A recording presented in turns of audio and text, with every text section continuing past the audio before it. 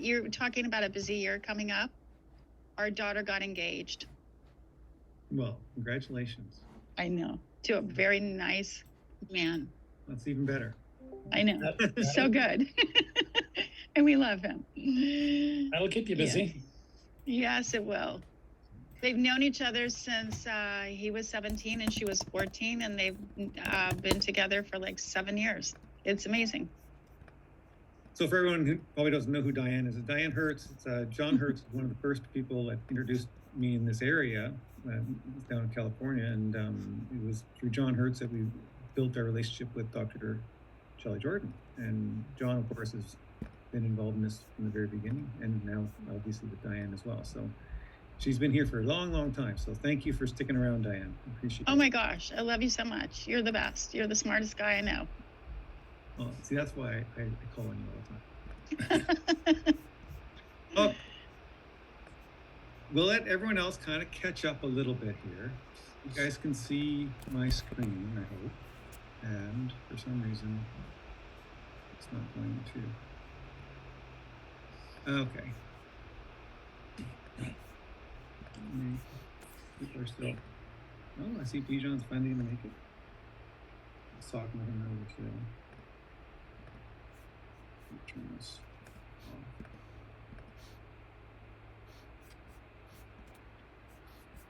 So today's agenda is, so always I'm going to talk about really, and sometimes these presentations, we share amongst ourselves, but it is really clearly educational, and I'm going to show you real results with my dad and with other patients. And so, of course, this is all situations, as you guys know, are unique. And so on.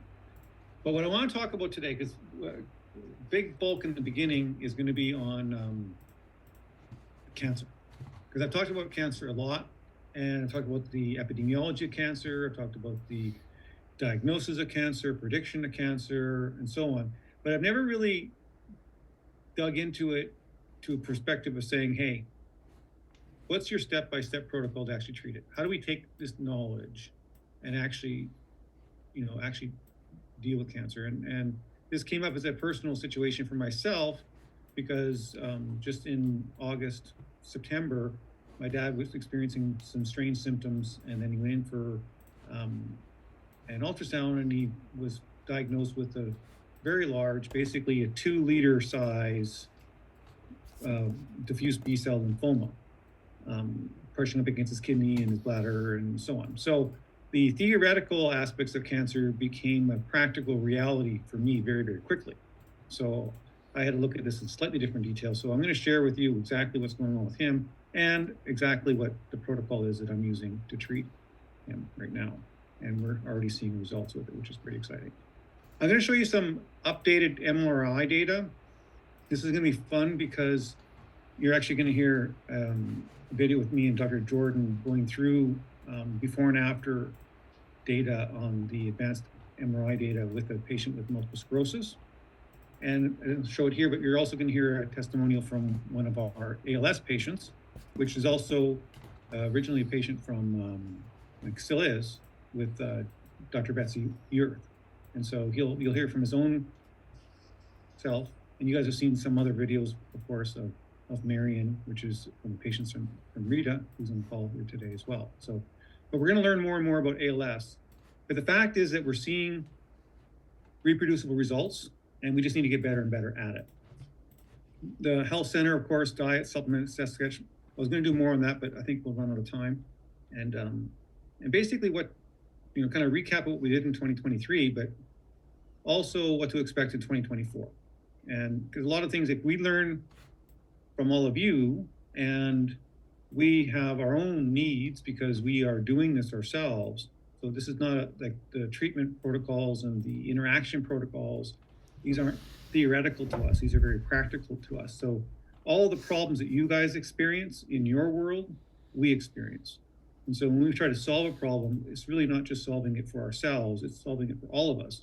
And one of the big problems we have is this complex patient, relationship, so that we can actually manage the complexity of these cases.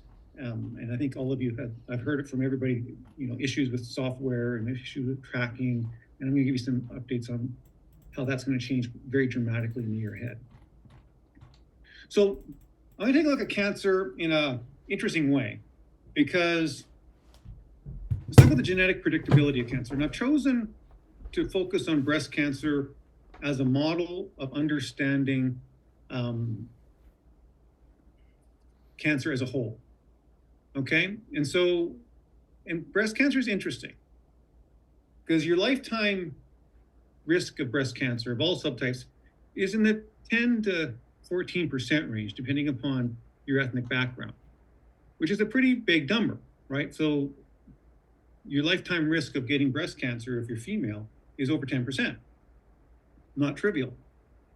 But if you are unlucky enough to have been born with a BRCA1 mutation, okay, that lifetime risk virtually goes to 100%.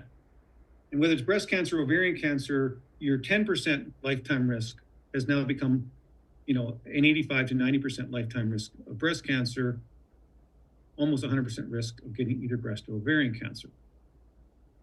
So that's 10 times higher than normal from a known carrier.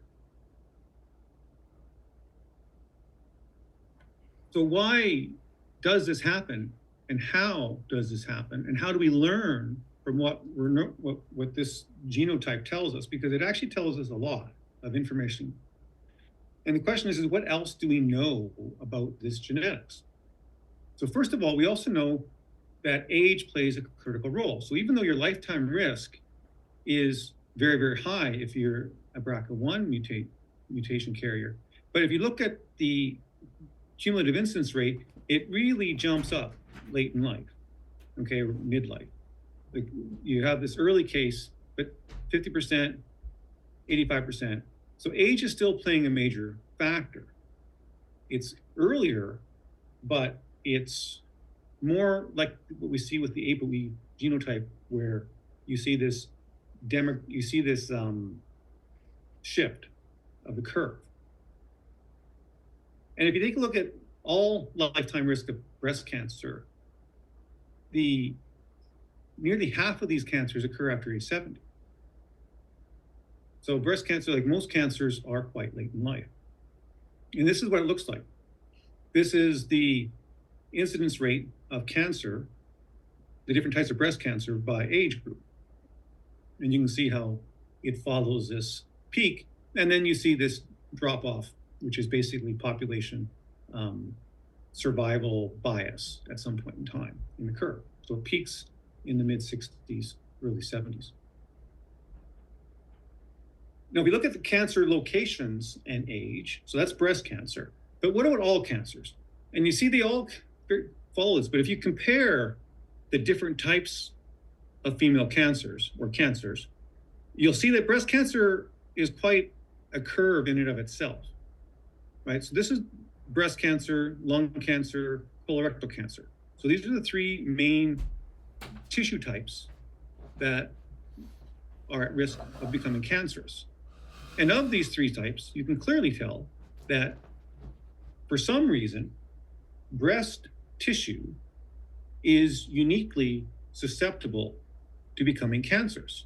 So we should think about that and actually learn from it. Now, in males, similar aspect, but instead of it's this prostate cancer that becomes significantly different than lung and colorectal.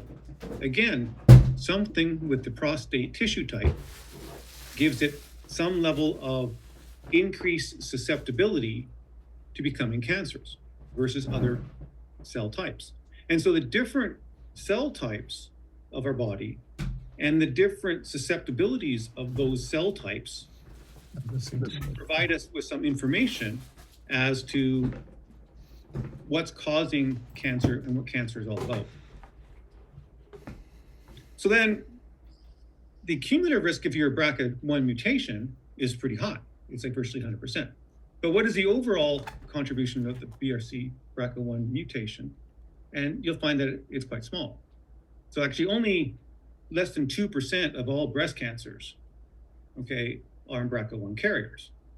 So its total contribution to the breast cancer burden is actually quite low. And then you take a look at the survival. So if you have BRCA1 and breast cancer, how does it affect your ability to survive cancer versus a non-BRCA carrier? And what you find, interestingly enough, is that having a BRCA mutation has a very, very minor contribution to survival. And in fact, if you have a BRCA mutation carriers with ovarian cancer have longer survival, better odds overall survival, and better progressive-free survival than non-BRCA carriers. But in breast cancer, it's about 1.5. So the hazards ratio from a long-term perspective is that if you are BRCA mutation carrier, your risk of dying from breast cancer is not much higher than breast cancer from any other one, like any other or non-BRCA carrier. So we're dealing with a very, very significant increase in risk having a BRCA1 mutation, but a very limited effect on the overall survivability. So this really tells us something, because it says to us that BRCA1 breast cancer is virtually identical to non-BRCA1 breast cancer. So we can use it as an understanding of the actual biochemistry underlying cancer as a whole, but specifically in breast cancer. So what exactly does the BRCA1 protein do? And it actually has a very specific biochemical mechanism. And very specifically, it interacts with an enzyme called acetyl-CoA carboxylase. So here's a very simple study where they do siRNA knockouts of the BRCA protein. And if you knock out BRCA, what happens is you increase triglycerides, and the downstream of the acetyl-CoA upregulates fatty acid synthesis. So acetyl-CoA carboxylase is no longer inhibited. So phospholipids go up, triglycerides go up, free fatty acids go up, cholesterol goes up. And the opposite happens when you actually increase the BRCA protein. You have reduction in this acetate incorporation, which is what we talk about our whole, in the proton scan blood test, we look at acetyl-CoA leakage. This is essentially what we're talking about here, is acetyl-CoA being used for fatty acid elongation instead of being used for energy. So BRCA inhibits acetyl-CoA carboxylase. Why is this important? Because this is where acetyl-CoA carboxylase exists. It's in the cytosol. And it's driven by citrate. So glucose to pyruvate, this is all glucose driven. And it's a signaling mechanism that your cell is in a high energy or fed state. And it puts the molecule, it takes this acetyl-CoA from, and you hear this talked about cancer a lot, this citrate export from the mitochondria is one of the most reproducible observations in all cancers. So citrate drives later after this talk process. BRCA inhibits this enzyme that blocks this from going. So when BRCA is mutated, when a woman has a BRCA1 mutation, it means this protein that's being formed is not doing its job. And when it's not doing its job, it's not actually inhibiting this acetyl-CoA carboxylase. You know what inhibits? So citrate turns ACC on. What turns it off is long-chain fatty acids, which is palmitic acid, which is what you get from the fasting state. So this is what goes into your cell in your fasting state. When your fat cells release free fatty acids, it releases a lot of palmitic acid, which goes into your cells. So when you're in the fasting state, acetyl carboxylase is turned off. And when you're in the fed state, it's turned on. So fasting inhibits acetyl-CoA carboxylase. And so if you take a look at even non-BRCA breast cancer, okay, the BRCA mutation the BRCA protein level. This is normal, healthy BRCA. Now, this is not the mutated one that gives you the risk factor. Okay, so in women, non-BRCA1 mutation carriers, this is also reduced in the breast cancer tissue. And in fact, if you omega-3 fatty acids will actually increase the BRCA protein, which again is a positive thing. And it reduces tumor mass. So this DHA process improves the BRCA protein in normal women. And it affects the growth rate. And in fact, this acetyl-CoA carboxylase is essential to breast cancer survival. If you block it, you stop breast cancer. Period. Pretty interesting stuff. So other than the palmitic CoA, which is our fasting fatty acid, what else inhibits this acetyl-CoA carboxylase? Well, AMPK. So this is something that is just on everybody's radar. It's been the major cancer energy switch that we've been looking at forever. And mTOR, ACC, all these things you'll hear. And what AMPK also inhibits, HMG-CoA reductase.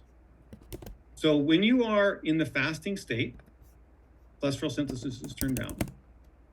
The fatty acid elongation is turned down. mTOR is turned down. When you exercise, you fast, or at high levels of AMP, adenosine monophosphate, all of these things activate AMP kinase. And when AMP kinase is activated, it turns off all these systems. So when AMP is high and ATP is low, AMP kinase is activated, signaling the cells in the fasting state. And so if you go backwards then, you say, well, what about AMPK in primary breast cancer? Well, you're dealing with 92%. Okay, so across all breast cancers, AMPK is a very, very strong association with it being inhibited and its ability to be associated with breast cancer. So we've looked at this. Obviously, I published this stuff on breast cancer. So when we looked at 2 different studies in breast cancer in Japan, we looked at this whole fatty acid elongation process, which is driven by this ACC mechanism, but also by these elongation molecules. And we see very highly reproducible increased fatty acid elongation rates. And these numbers improve post-treatment. So I won't go through this in great detail, but we've talked about this in many of my other presentations. The other thing that goes down is the plasmalogens. So plasmalogens are depleted in all these breast cancers. Very consistent. And biochemistry, this biochemical phenotype is well over 90% predictive or diagnostic of breast cancer. So the take-home message is the net effect of reducing AMPK signaling is increased fatty acid synthesis and elongation and reduced plasmalogens. So genetics predicts less than 10% of cancer. So the BRCA1 mutation only can predict, even if 100% of those women get breast cancer, it only accounts for less than 2% of all breast cancers. Biochemistry, independent of your genotype, predicts over 90% of cancer. So what can we learn from BRCA1? Well, first of all, we know that breast cells are the most susceptible to becoming cancerous. And that this breast and ovarian cell integrity is dependent upon tightly controlled acetyl-CoA carboxylase. And so dysfunctional BRCA1 is a very specific acetyl-CoA ACC1 control mechanism. There are many other ways for ACC1 control to be lost. Underactive AMPK is the main mechanism for virtually all non-BRCA breast cancers. So that's interesting, but so what? How do we apply this knowledge to all cancers? So if you want to prevent cancer, biochemistry is the antidote. Okay, we talked about that extensively. If you want to fight cancer, biochemistry is a battlefield. So first, we need to do a little reconnaissance of the enemy that we're trying to attack here. And so what are the most representative biochemical observations in cancer? Cholesterol dysregulation, mitochondrial dysfunction. I'm going to skip through these a lot quicker so we have time today, but I've shown you many of these things. But this membrane cholesterol, tumor genesis, this loss of cholesterol feedback control, which is, I showed you before, just driven by the AMPK system. This modified cholesterol in the membranes drives glucose transport. There's a whole bunch of mechanisms. But this other thing that's interesting is the mitochondrial structure in cancer. Okay, cancer ends up having fewer mitochondria, and this is actually a very interesting process. And the data, mitochondrial DNA copy number, highly reproducible. We talked about this, decreased mitochondrial copy numbers in cancer, because it's very important, because cancer survives by extra mitochondrial ATP production. This is what drives the whole process of breast cancer, or all cancer. So this is across multiple cancers. I won't go through this in detail, but mitochondrial copy number and cancer risk is quite extensively, many, many different diseases for this value. And this is pretty significant, the odds ratio for mitochondrial copy number, DNA number. So you can go through these papers, but I've presented them in greater detail. Why is this important? Why would reduced mitochondrial copy numbers be associated with cancer? And the reason why is that the mitochondria here is where all of the ATP of the body is supposed to be generated, in the fasting state for sure. If the mitochondria is creating ATP and acetyl-CoA is not leaking out of the mitochondria, then AMP, which is being used, like ATP, donates its phosphate groups for energy. That's our source of energy as the human body. And when it's used up, you get AMP. So AMP is used up ATP, which means that the cytosolic area here should always be low in AMP, and that AMP goes into the mitochondria, gets turned to ATP. So this creates the cytosolic space here should always be high in AMP, low in ATP, and that's what drives the fasting state. And this is what drives the whole electron transport chain. This is where your ATP is supposed to be generated. This is all inside the mitochondria. There is only one way to create ATP fundamentally, outside the mitochondria. And the only way you can really create ATP outside the mitochondria is through glucose. And this is why this extra mitochondria, or the anaerobic metabolism, which is consistent with cancer, is that glucose can be used outside of the mitochondria to create this ATP, which is the energy that your cell runs on. So if you have mitochondrial dysfunction, your cells adapt and say, well, I need to survive. So how can I survive if my mitochondria are not creating enough ATP? I got to find other ways in which I can create this to live, and your cells will adapt to that. And what your cells do is they adapt to creating ATP outside the mitochondria. And this is how it's done, is the mitochondria, instead of creating ATP, instead of generating the energy for the cell, which it still does to a certain degree, it ends up spitting out a citrate. So citrate is supposed to stay inside the mitochondria through the citric acid cycle to create your, basically the whole carbon dioxide, creates NADH. NADH goes to electron transport chain. And so this is like 1973 here. Like, this is not brand new, breaking news. Like, this has been very, very well established. And this goes on and on. So this whole cholesterol regulation process, and it's being driven by the fact that the cell is in the fed state, not the fasting state. So all of this lipid metabolism is all messed up. And it gets into this situation where the mitochondria, we talked before, the cholesterol levels go really high and the phospholipids go very low. And we've talked about all this information. So I'm going to skip through some of this stuff, but this is in the cancer presentations that I provided you. So this is what we know about this whole over and over again. This information is ubiquitous in the literature. The side point is this peroxisomal fatty acid beta oxidation. Uses this fatty acid CoA, whereas mitochondrial fatty acid oxidation uses carnitine. So this palmitic acid, or fatty acid CoA, it inhibits acetyl-CoA carboxylase, but it's also going into the peroxisome. So by blocking the glucose, that the acetyl ACC, it actually drives peroxisomal function, which is the opposite when it happens in the fed state. So you don't make these plasmalogens in your fed state, you make them in the fasting state because of these mechanisms.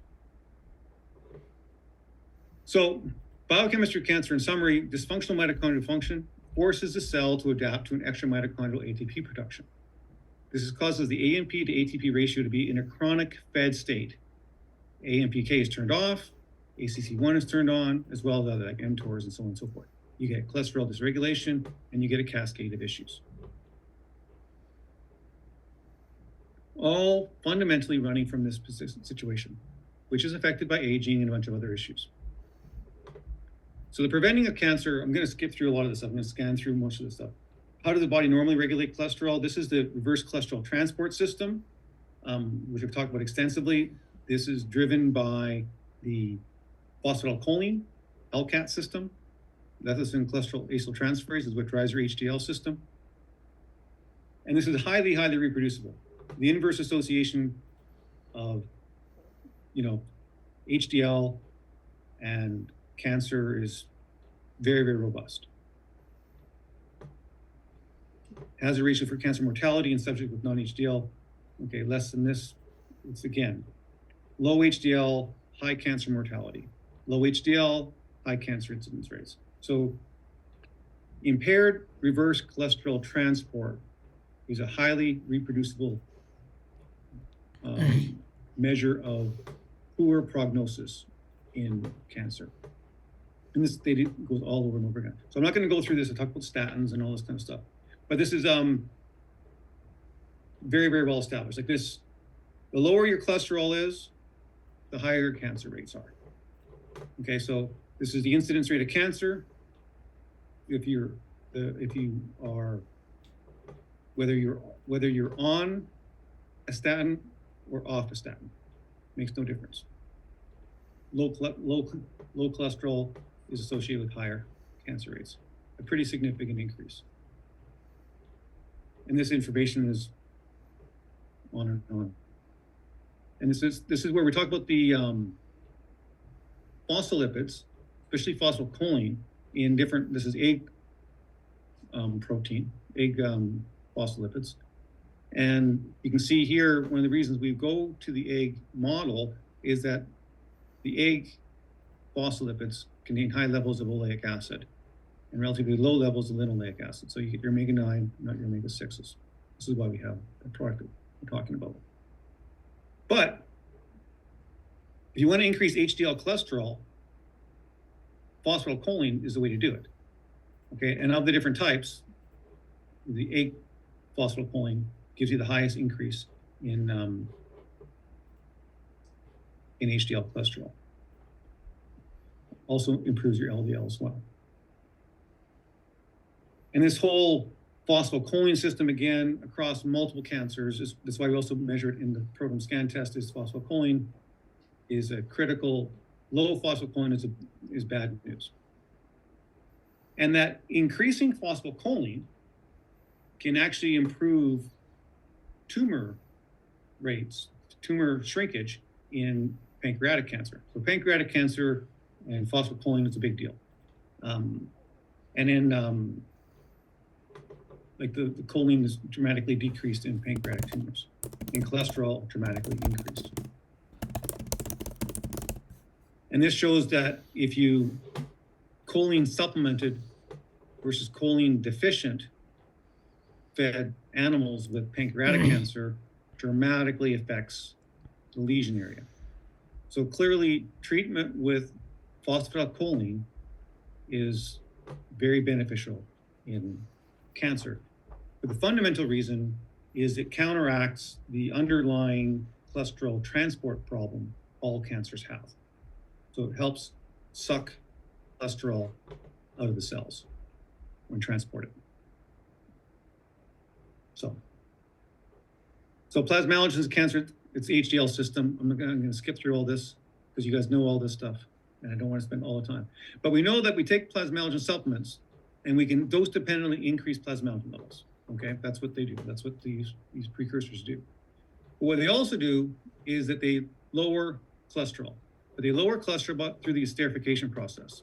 So they lower total cholesterol. This is membrane. This is cellular chemistry now. And we do it by increasing esterified cholesterol, which is the HDL transport system. And this happens by an enzyme called sterile O-acetotransferase. This is how cholesterol is supposed to move out of your cells and be exported. But if you're in the chronic fed state, your body's not making plasmalogens. Your plasmalogens in your membranes go down. Plasmalogens in your membranes are low. Your cells can't clear and transport cholesterol appropriately. And so the cell membranes become more and more cholesterol enriched, both on the extracellular as well as the mitochondria. And this continues to reinforce the cancer phenotype. This is the way it goes on for all this stuff. So we've published all this stuff, and you see it in the book. So we want to do that. And so plasmalogens across all cancers are decreased because this AMPK fed state is the core driver. And it's one of the most extensively studied cancer mechanisms for the last 60 years.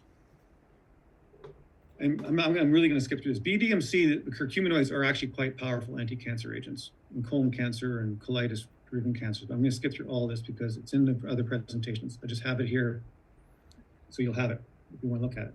But I won't spend time. It's very potent anti-inflammatory. It's a very powerful stuff, which is why we use it in our programs quite extensively.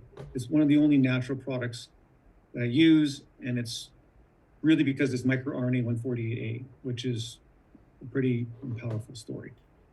Okay, so I'm going to skip through this stuff. This is amazing stuff when you look at these papers on the BDMC and this microRNA. But I don't want to deal with all that stuff. So fatty acid, fasting energy, utilization in cancer. So breast cancer, breast tissue, prostate tissue, of all the cancers in the body, are the most susceptible to becoming cancers. So the other side of the coin is what type of cells are the least susceptible to becoming cancers? And those cells are your muscle cells. Why don't we get skeletal muscle metastases? And the reason for it is your muscle cells, your heart, basically can't use glucose. Use very, very little, use almost entirely driven by fatty acid metabolism. So a cell that runs on fatty acid metabolism fundamentally cannot become cancerous.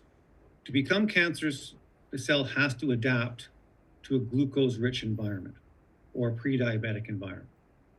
And so we can learn the contrast between a breast tissue and a heart tissue. One highly susceptible to getting cancer, one virtually impossible to get cancer. The big difference between the two of them is their energy utilization. And this is just fatty acid transport between different tissues. So this whole point of in diabetes, when you lose muscle mass, loss of skeletal muscle mass, it drives this, your body no longer has a fatty acid sink. Okay, your adipose tissue is still releasing the fatty acids, but the tissues or the muscles that are typically using that as an energy source have gone down, and they start overwhelming other cells and preventing them from actually being able to use glucose. And you basically get type 2 diabetes, which is impaired glucose utilization. So if you take a look at postmenopausal patients with breast cancer, okay, total non-cancer and cancer, breast and pancreas, what you'll see is highly reproducible, reduced HDL levels. Reduced HDL levels, increased triglyceride levels, increased cholesterol levels.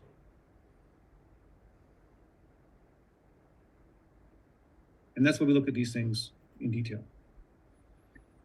So maintaining skeletal muscle mass is critical to overall health, longevity, but also as a primary cancer prevention mechanism.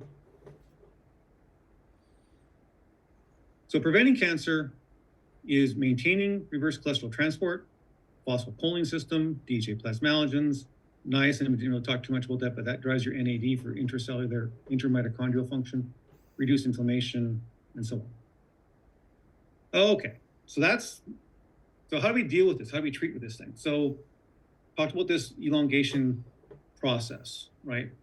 This AMPK system, and I write about it in the discussion on this paper back a few years ago now. And so it's really been driven by this. So how do we reverse this in a cell that's already become cancerous? How do we turn it to a non-cancer cell type? So it's not about, the philosophy here is not really about killing the cancer, but converting it back to a non-cancer cell, or creating an environment that cancer can't live in. Basically turning the entire body into a heart muscle, fundamentally. That's what you want to be doing. And this is, I showed you this already. So metformin is very interesting. It activates AMPK. So metformin increases AMPK. It reduces HMG-CoA reductase. So one of the key aspects of metformin is this AMPK induction process. And when AMPK is elevated, it reduces RAMPTOR and mTOR, which is key cancer signaling systems.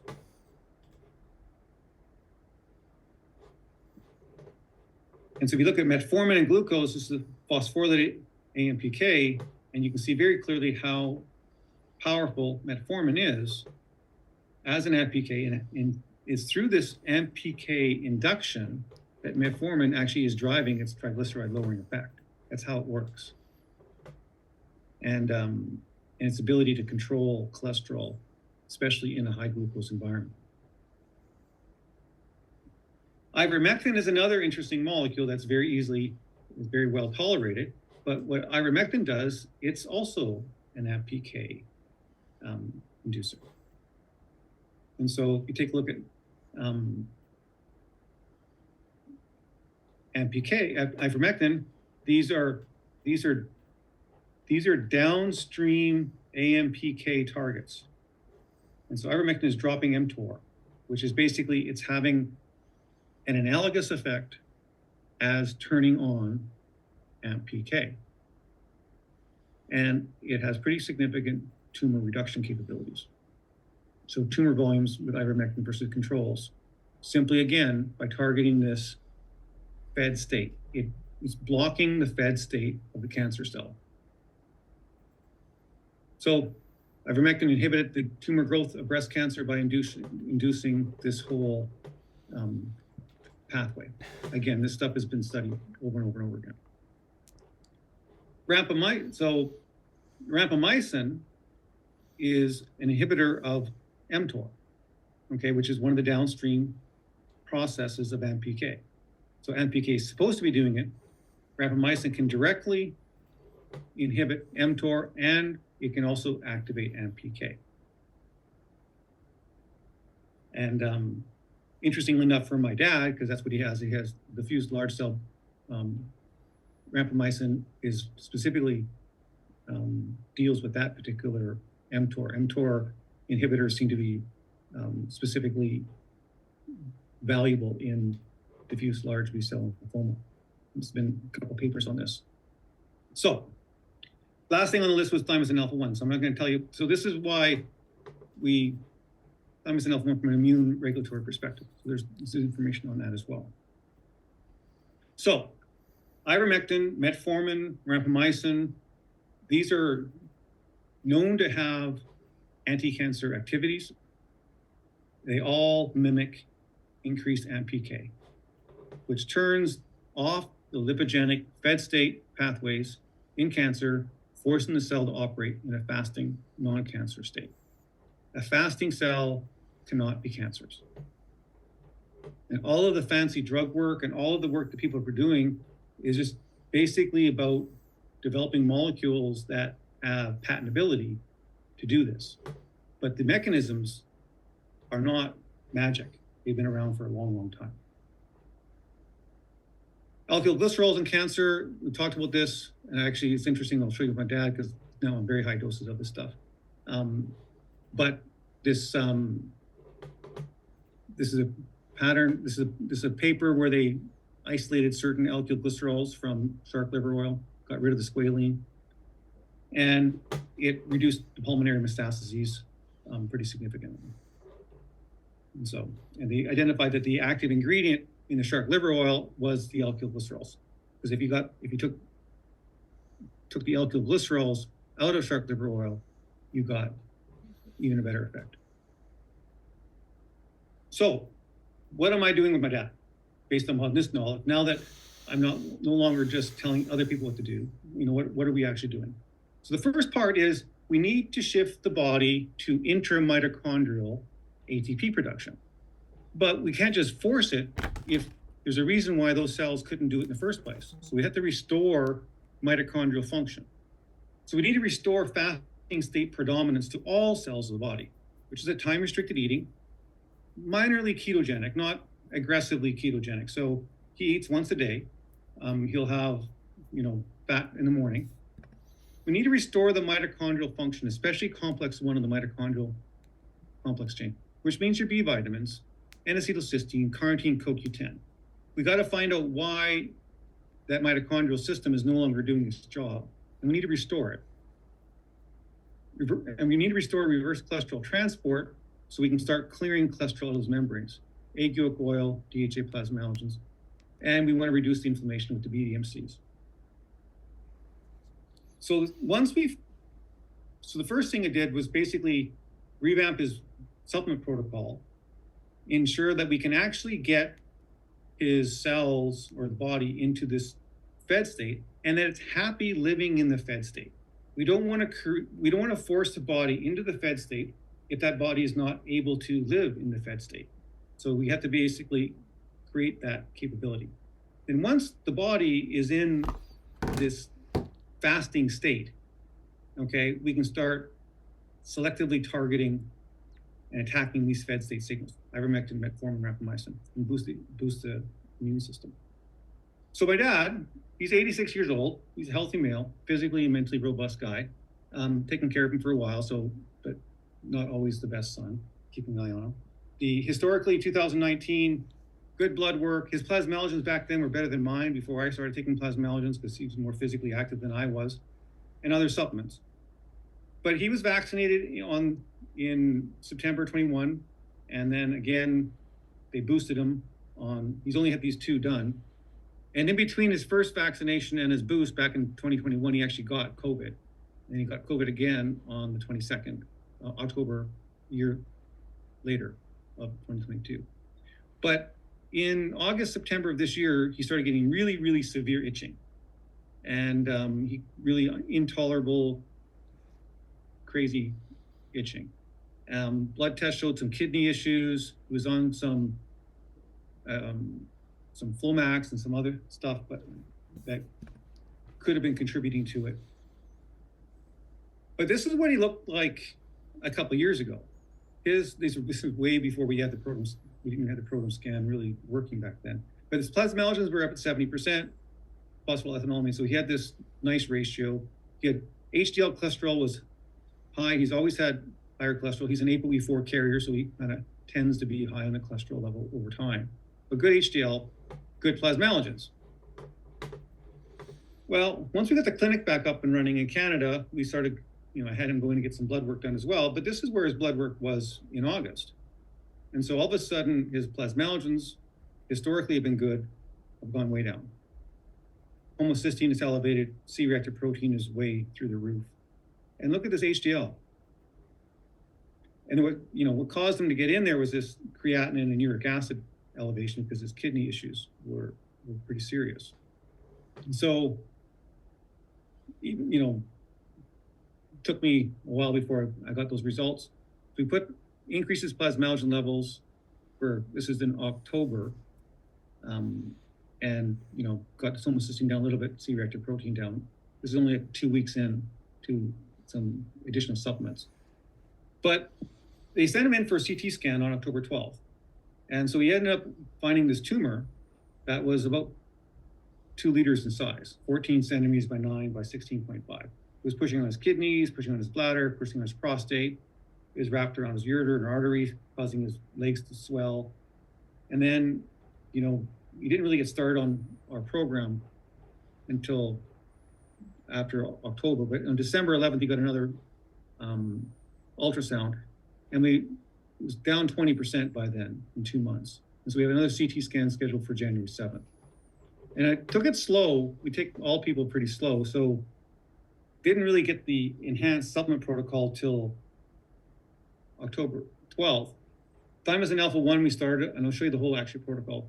Thymosin alpha-1 started on the 19th, metformin on the 25th, egg oil and ivermectin on the November 25th, and then rapamycin just been for a few weeks. Now his itching is almost gone. His leg swelling is finally coming down almost normal overnight, still swells during the day.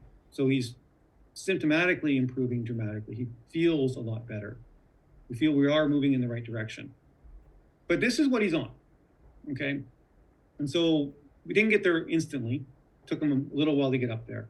But he's on 20 mils of the egg yolk oil and proton neuro. So it's 10 mils of neuro, 10 mils of egg yolk oil in the morning. The ketone ester is important.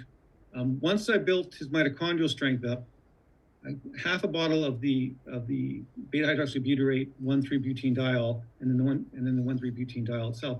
This is pure mitochondrial energy. So ketone esters can only be converted in the mitochondria.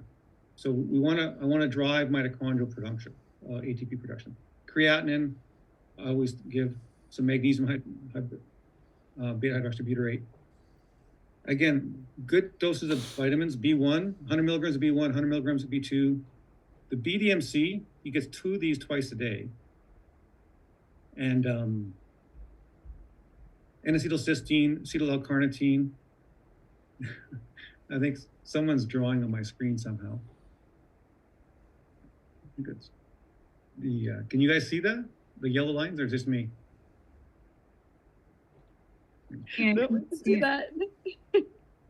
So CoQ10, so acetyl L-carnitine, vitamin C and zinc, mineral capsules, BPC 157, mostly because of his he's got actual kidney issues, and so I wanted to make sure he had some there. So the other half, the ketone ester, I find the ketone esters help people go through the fasting state. Like it's a dietary, it's a appetite suppressant as well. We take enough of it, and another N-acetylcysteine. So B12 with his main meal, B12, B6, folate, just a little bit of betaine, not a huge amount. Just a little bit of alpha lipoic acid, not a huge amount. Again, more BDMC, more N-acetylcysteine, carnitine at night, and more zinc. He's at nighttime, I give him some bicarb just to reduce his acidity levels. Niacin, which he totally hates, but he takes it as much as he does, with some branched chain amino acids. And then 5 mils of glia and 5 milligrams of melatonin. This is his nighttime part. So peptide injections, he takes thymosin alpha-1, 500 cc's, 6 times a week. Takes Sunday off.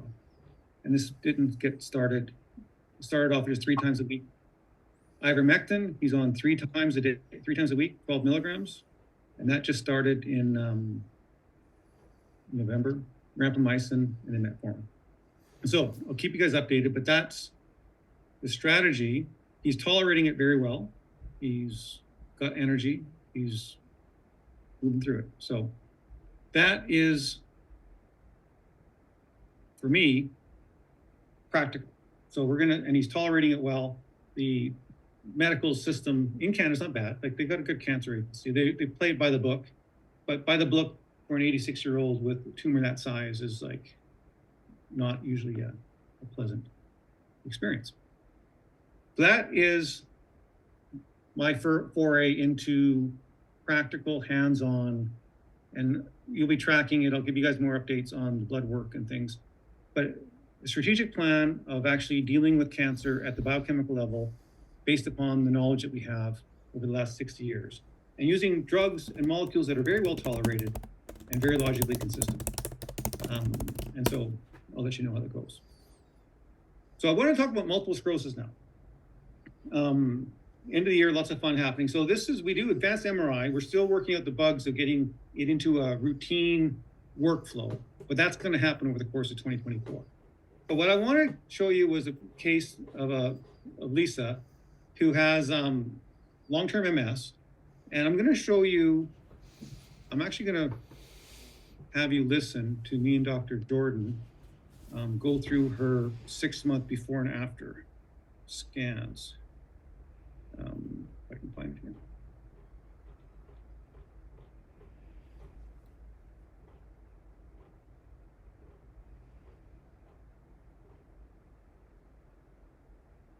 What are you showing me talking about? Okay, I will get back to this.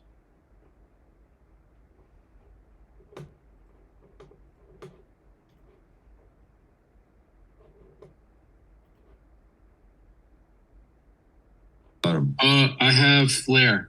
Pre is on top, post is on the bottom. So this is the T2 flare looking at white matter hyperintensities. And so we're going to look at just... So that little speck looks like it's pretty much the same. Those specks look about the same in the left hemisphere. So I don't think there's been any change in the white matter flare image. And those are probably old glial scars. You know, that's probably not anything that's fresh anyway. So that looks pretty stable. So the baseline is on top, and the follow. So this what we're showing right now is going to be the resting state bold of the precuneus connectivity. So resting state bold looks at how cells correlate with each other. So when one brain cell is activated, it says what other cells are being activated in sequence or in sync, and that shows the connectivity of the brain. This is looking at the precuneus resting bold connectivity. Is below, so she's much better. So this is extremely robust, Dan. Here we're looking at 2.5 standard deviations, and look at that. The huge the amount of disconnection is more than 50% improved. This is highly significant. This by itself is publishable, Dan. No, this is something you put in your talk for sure. This is not subtle. You know, this is huge. This Correct. is campus resting state bold, and it looks about the same. So I don't think that's improved or worsened. It's just the same, as opposed to the precuneus, the default mode that clearly showed improvement. Let's go to nucleus basalis. No, that's a tough one to quote. So in the nucleus basalis here, you're seeing this spread, and it is like the blue is reduced connectivity, gray would be normal, and then red would be increased connectivity. And so the bold, resting bold is not, we're just showing 3 regions here, but statistically speaking, there are a very large number of interconnectivities that can be done statistically after the fact. But this is the nucleus basalis. This is the cognition pathway that we focus on for Alzheimer's disease. And statistically speaking, it clearly has these blue areas in the upper have really reduced in the post. But it does look like it's slightly better. Look at the lateral extent of this. Let's look at neurovascular coupling. So we're at 1.3 standard deviations. All right, look at that. Huge. Again, that's publishable. Huge. This is huge. And this is in the seventh percentile. Now she's, really good. We can look in the, hold on. Looking at a side view is also interesting. If you look at the sagittal view of this, look at the difference. Is that cool or what? Huge. This is huge. So, and that's very sensitive because, that's a really good measure of the cooperation between glia, neurons, and blood vessels, right? It requires a triad and everything has to be coordinated. So it's, wow, impressive. Yeah, that's amazing. That's also publishable. So neurovascular coupling in the brain is kind of like heart rate variability for the heart. What it's doing is it's measuring how adaptive brain cells are to the individual energy demands. And it's run by the locus coeruleus and the noradrenergic system. And so all of the astrocytic feet that surround all of the vascularization of the brain, when a neuron is active, it requires more oxygen and more glucose than a cell next to it that's inactive. And so how the brain adjusts the energetic absorption in the vascularization system is by modifying the uptake. It modifies it by contraction.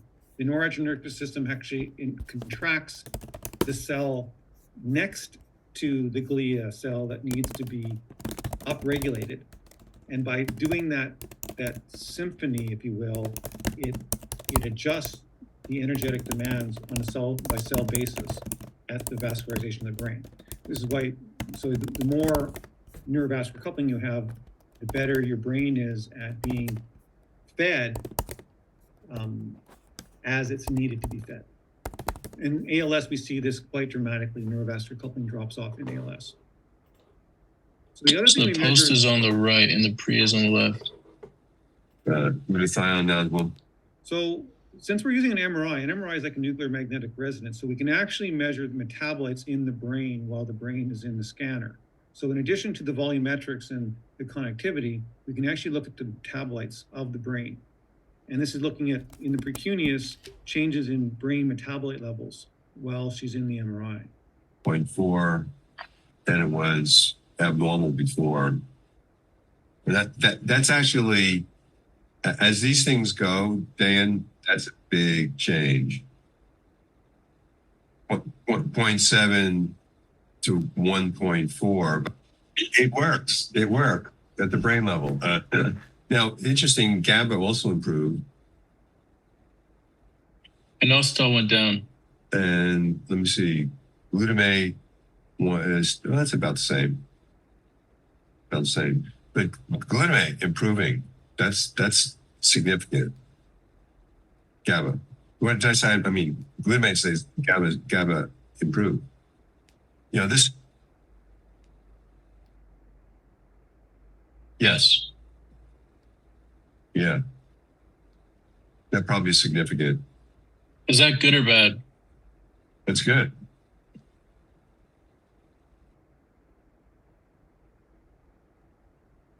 Now, inositol went from 4.8, which is a little elevated, to 4.2, which is pretty much normal. And that doesn't seem like a big change, but that is. So, she's definitely going in the right trend for anti-inflammatory effects. The lactate going down is very interesting. Yeah, I think that's very cool. Well, I think look, this really makes total sense based on what you're treating her with. It's just reflecting that she's probably compliant. This is totally cool, Dan. This is uncharted territory. So that was looking at, and so we do much more advanced work on this. I'm just gradually putting this stuff together for everybody. And so, and she was not on a fancy schedule either. All she was taking, and I don't know if it was intentional or because I forgot to follow up with her exactly, was that this was it. She was taking N-acetylcysteine, acetylcarnitine, BDMC, 8 neuro and 10 glia for 6 months. Nothing else. Like, this is all she was taking. Now, what's interesting, I didn't show you on this on the video, is that her occipital cortexes are almost they've gone up dramatically, which is I saw in my own brain scans as well. She has ocular issues, so her vision is such that she can't see in the center of her bad eye. She has one really bad eye. She can't see in the center. She can only see peripherally. So she wants to read. She has to kind of move out of focus. And so she's saying that she can now she's starting to be able to make out letters in the center of her visual field. So and the other thing nice about not nice, but for multiple sclerosis is it's an asymmetrical disease. So the two hemispheres never get a lesion in exactly the same location on both sides. So as we look at these advanced volumetrics and advanced microstructure, we can look at how the two hemispheres gradually reach parity. Because if the brain begins to heal itself, the two hemispheres should become closer and closer to each other. And that's what we're seeing in her scans. And so we're doing more and more data analysis for that. Last thing I want to talk about a little bit was ALS. And I think the best way to hear about ALS, you guys heard some stories from Marion, but I want to give Corey's a patient of Dr. yours, Betsy here. And so we've been collaborating on this situation. And I thought he put together a short little video, and I thought he can tell his story better than I can. Hi. And let me stop sharing. It's not very long, but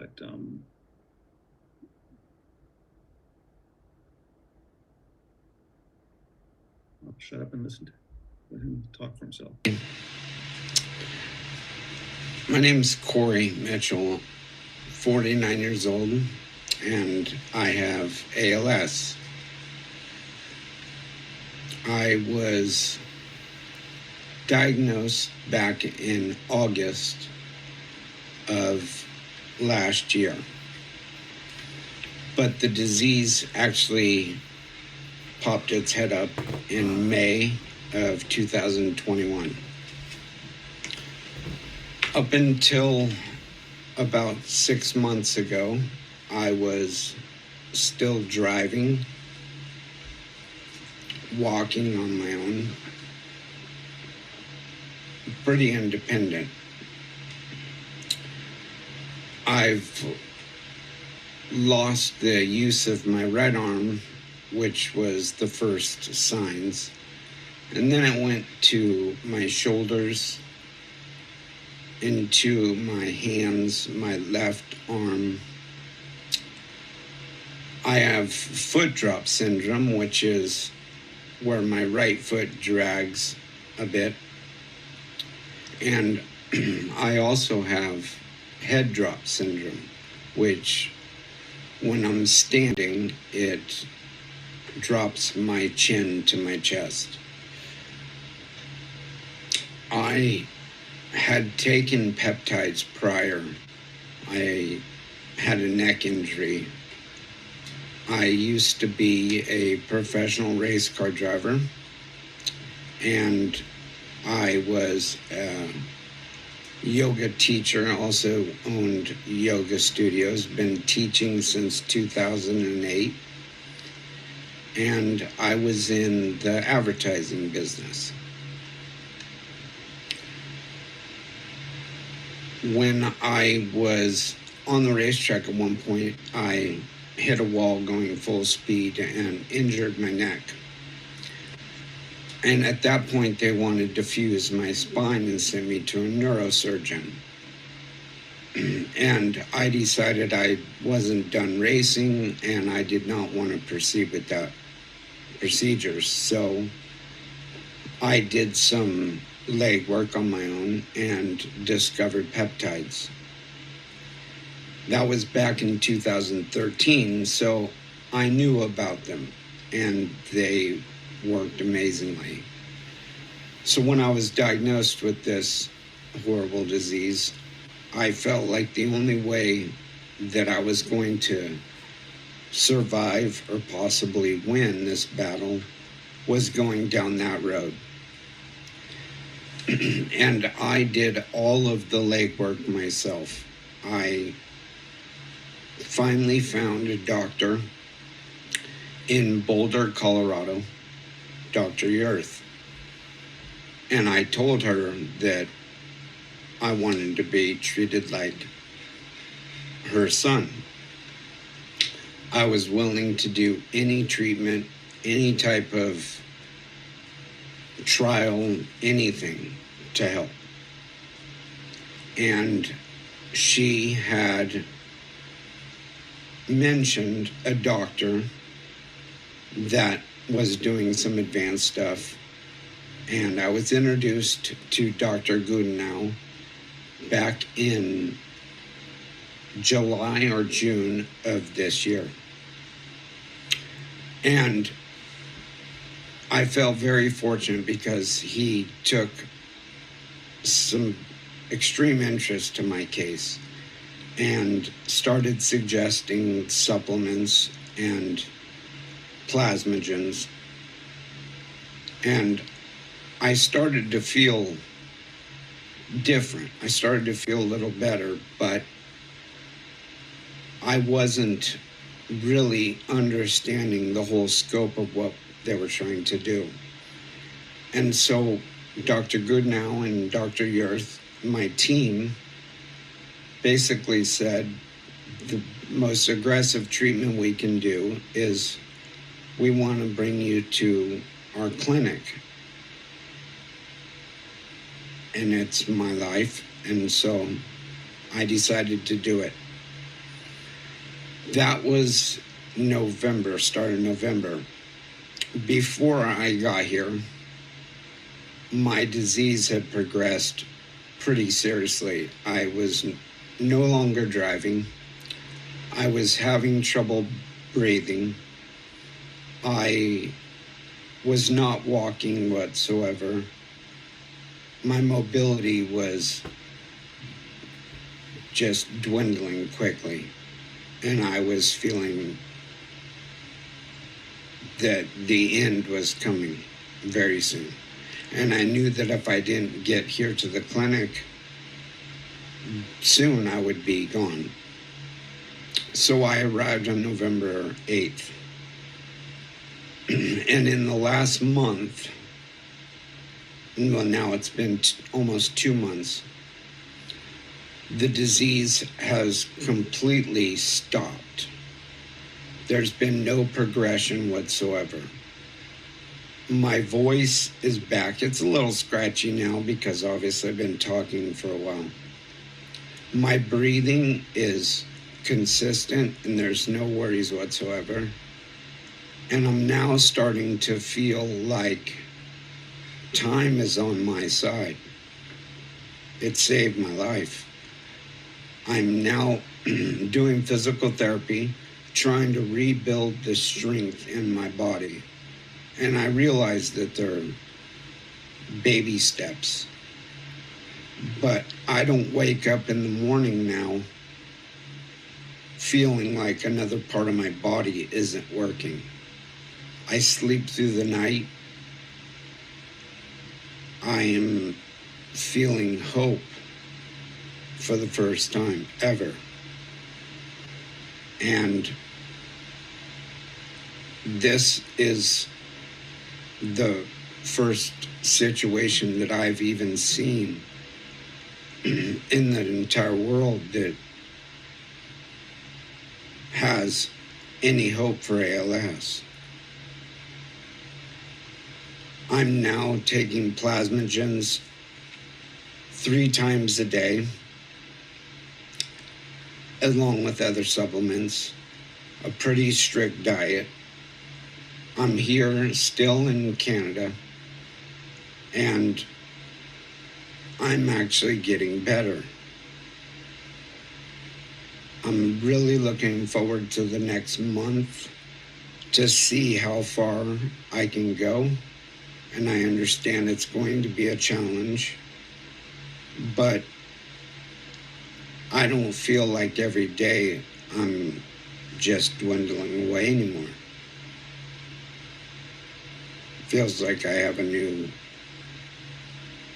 sense of life, and there's now hope, there's now possibility. So thank you.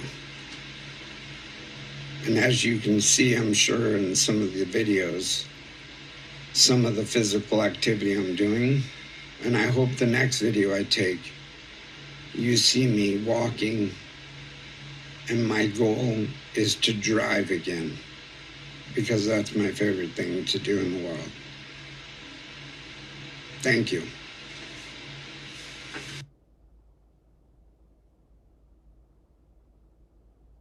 So that's pretty cool. And, we have a lot of work ahead of us, for sure. And we're still learning. This is what gives us the ability to do with the clinic and with all of you out there, is that, we get a signal. It's like tuning a mass spectrometer or tuning an MRI. Like, you have to get some signal. And we're getting a signal. Okay, it's not the end of the game yet. We haven't solved these problems in a great deal. The wins are still small, but they're there. And our job now is to get better at this and to get more systematic. And so the tools that you'll see coming forward in the year ahead is going to be about that. It's about taking the knowledge that we have and continuing to optimize it step by step, because we don't know it all. We're getting some interesting results, very powerful results in certain circumstances. We know we can actually change trajectories now.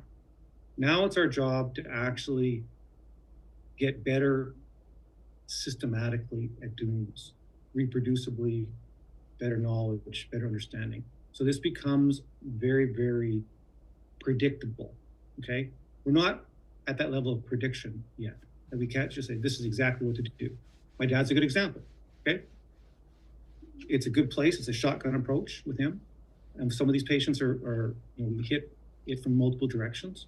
But we don't need to know, we don't know all of this story yet. So that's what this community allows us to do.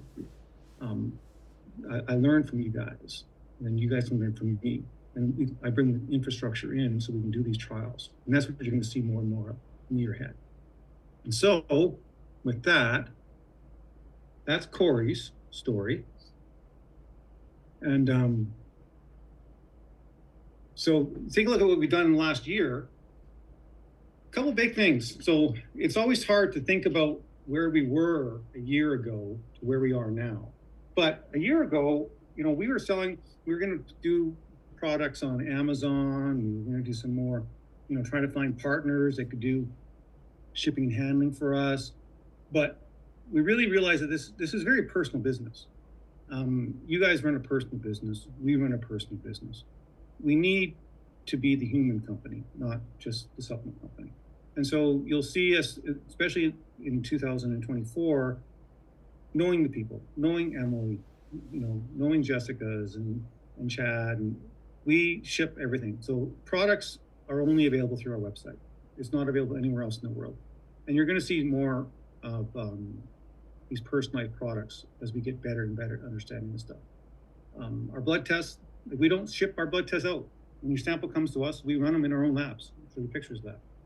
So the other thing we did, so we really kind of reorganized our thinking and saying, we need to figure out how to do this in a personal way going forward. We beta tested the Nutri drink, which many of you guys were part of. And so we know how to make it, and that's going to be installed at the new manufacturing facility.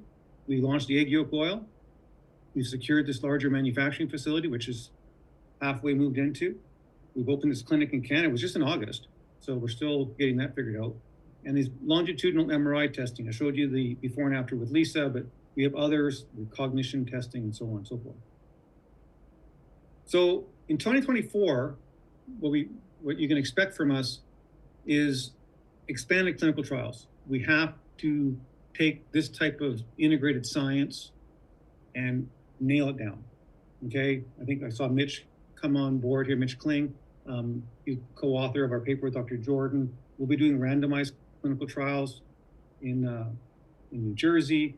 We'll be doing different types of clinical trials, more community-based trials. But in order for us to do this trial design work, Proton Scan 2.0 is going to come out. You got the second ion cyclotron being installed. And this integrated clinical trial software is a big deal. We've been spending a long time, one of my collaborators, Dr. Kevin Parrott with biohackers and so on. So we have a software system that's been 6 years in the making. And it's designed around issues that we all have, which is how do we optimize the patient-doctor relationship for this type of work? Because patients are on multiple supplements, they're tracking different things. It's very difficult to keep track of that stuff.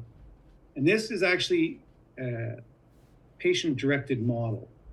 So we'll show you much more about that in the year ahead, but we're designing it for our own use. So people who go to the clinic, it's their project, not us. We're guides. It's a self-directed research models. They sign their consents, they sign the protocols.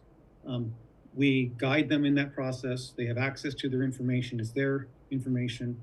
But these questionnaires, the data, the assessments that we do, which is fairly extensive, that and the videos that you're seeing, say, of Corey here, but other videos of activity, we need to log that in a much more sophisticated way. And the software allows us to do all that and allows us to incorporate thousands and thousands of biomarkers and allow us to track those long term.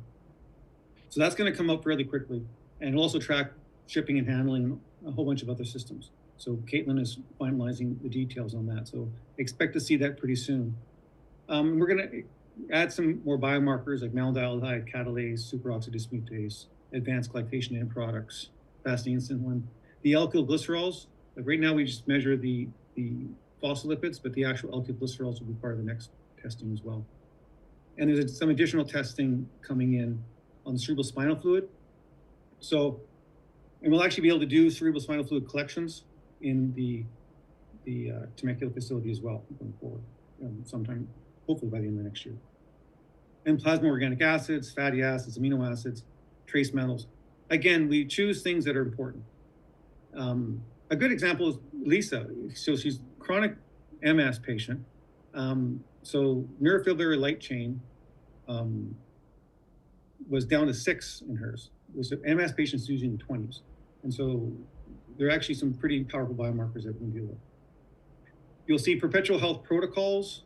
So there's the do-it-yourselfers, which is most of you right now, but we want to help your business and your practices in any which way we can. But there'll be more systemized protocols in the future. MRI protocols will coming up. We're actually getting ready to install our own MRI now. I'm actually just finalized the purchase of an MRI, the Nutrinic and other supplements. So this is a new manufacturing facility. Some of you have seen pictures of it before. We've got 2 large suites here, and right in the front here is where the MRI is going to get installed. So I've just finalized the agreement for this 3T Skyra 48-channel Siemens magnet with not just the neurological side, but full capabilities. The fatty acid analysis and the DNL serum, we talked a little bit about that for ALS, but also for cerebral spinal fluid and some other measures. So the GCMS systems are almost ready to launch. This is a high-end ICP-MS. This is a magnetic sector electromagnet. Looks for full trace metal analyses. That's still in R&D. It's probably a good 9 months before it's available. And then you guys have seen the Proton Scan work. This is run mostly on the Orbitraps, which are these 2 systems here. These are high resolution linear ion trap Orbitrap systems, high resolution systems. And these will we currently run the proton scan on. We'll still be using them for other purposes. But the ion cyclotron is where the new will eventually be transitioning across. And a lot of the people with, we'll be rerunning and there'll be some interesting things ahead. And this is where the real technology. So the second ion cyclotron is just been installed last week or so, and it's still in the magnetic field needs to get shimmed. But these are both 7 Tesla ion cyclotrons. And so you'd have a hard time finding 2 of these side by side anywhere in the world. A few places maybe. And that is the year ahead. So we've got lots of fun ahead. And with that, I will open it up for a full discussion. We have people from the clinic here, whatever we're doing. It's been a year of excitement, for sure. Okay, good. Now I have one question. This is Dr. Patel. Okay. I have done a lot of literature review after listening to your lecture for phosphatidylcholine and use of cancer patients. And there is so much negative articles, so many negative articles about not to use it. So, so I really would like your viewpoint and where are they going wrong? Well, as the issue is your with the fatty acid recommendation. metabolism. Okay, when they look at cancer, they say, oh, fatty acid metabolism, fatty acid synthase is upregulated, phospholipids are upregulated, so therefore phospholipids are bad. Okay, so it's like we need to prevent that. Same thing with plasmalogen. Like a cancer cell, like if it's in a proliferative state, even though the system itself has been shut down, it'll actually have higher levels of plasmalogen. By definition, when you have advanced membrane growth, you have more new cells. I think the issue with that is just purpose. And so, yeah, so it's, but the data, I can't I can't explain that any more than why people still why, I don't know, 60% of the elderly are on statins. If you can explain to me why people still take statins, then I'll explain to you why phosphorylcholine shouldn't be used in cancer therapy, because it just doesn't make any sense. And so the HDL system has to be driven upwards. And one of the So do you think that we should be taking, giving the patient plasmalogen as well as the phosphatidylcholine, or just the plasmalogen alone? Both. So so my dad's taking 10 mils of neuro, 5 mils of glia, and at least 10 mils of egg yolk oil every day. So yeah, I believe you need to, the reverse cholesterol transport system, this cholesterol dysregulation in cancer is very, very ubiquitous. So you really want to make sure that you can move cholesterol in the body. And the only way you can move cholesterol and make sure that it's efficient. Cholesterol regulation is like neurovascular coupling or heart rate variability. It's about making sure the cholesterol gets to cells at once. And the only way you can do that is if it can dynamically adjust its needs. Okay, the cells all of your cells need cholesterol, and they need to have the cholesterol in the amount that they need. And the only way they can regulate their individual needs is by being able to adjust their cholesterol levels through the cholesterol transport mechanisms. And when that gets impaired, the membrane cholesterol levels elevate, and the whole fed state gets maintained. So the data, like the epidemiological data on low phosphorylcholines and cancer are pretty robust. So the patients, those who are obese, and then they are having also the glucose metabolism abnormality, metabolic disturbance, then and the metformin alone is not good. They have a tremendous degree of abdominal obesity. And there was a patient was asking me, how about if I do the lipolysis, cryolipolysis, and reduce that amount of my abdominal obesity? Do you think that something like that would be adversarial to his condition, or would be good for him? Well, first of all, yeah, the dietary stuff, like the whole driving factor of cancer is this metabolic dysregulation, this AMPK switch. Okay, it really does lead from there. So anyone who is, if they're obese, they have metabolic syndrome, you got to deal with that for sure. So that's kind of, so even before I started, I'm a dad, before I started dealing with blocking these cancer targets, the first priority is to restore biochemical health, the mitochondrial function. So yeah, and that's a good point, Kapana, is that sometimes what is good for a healthy patient is bad for a sick patient.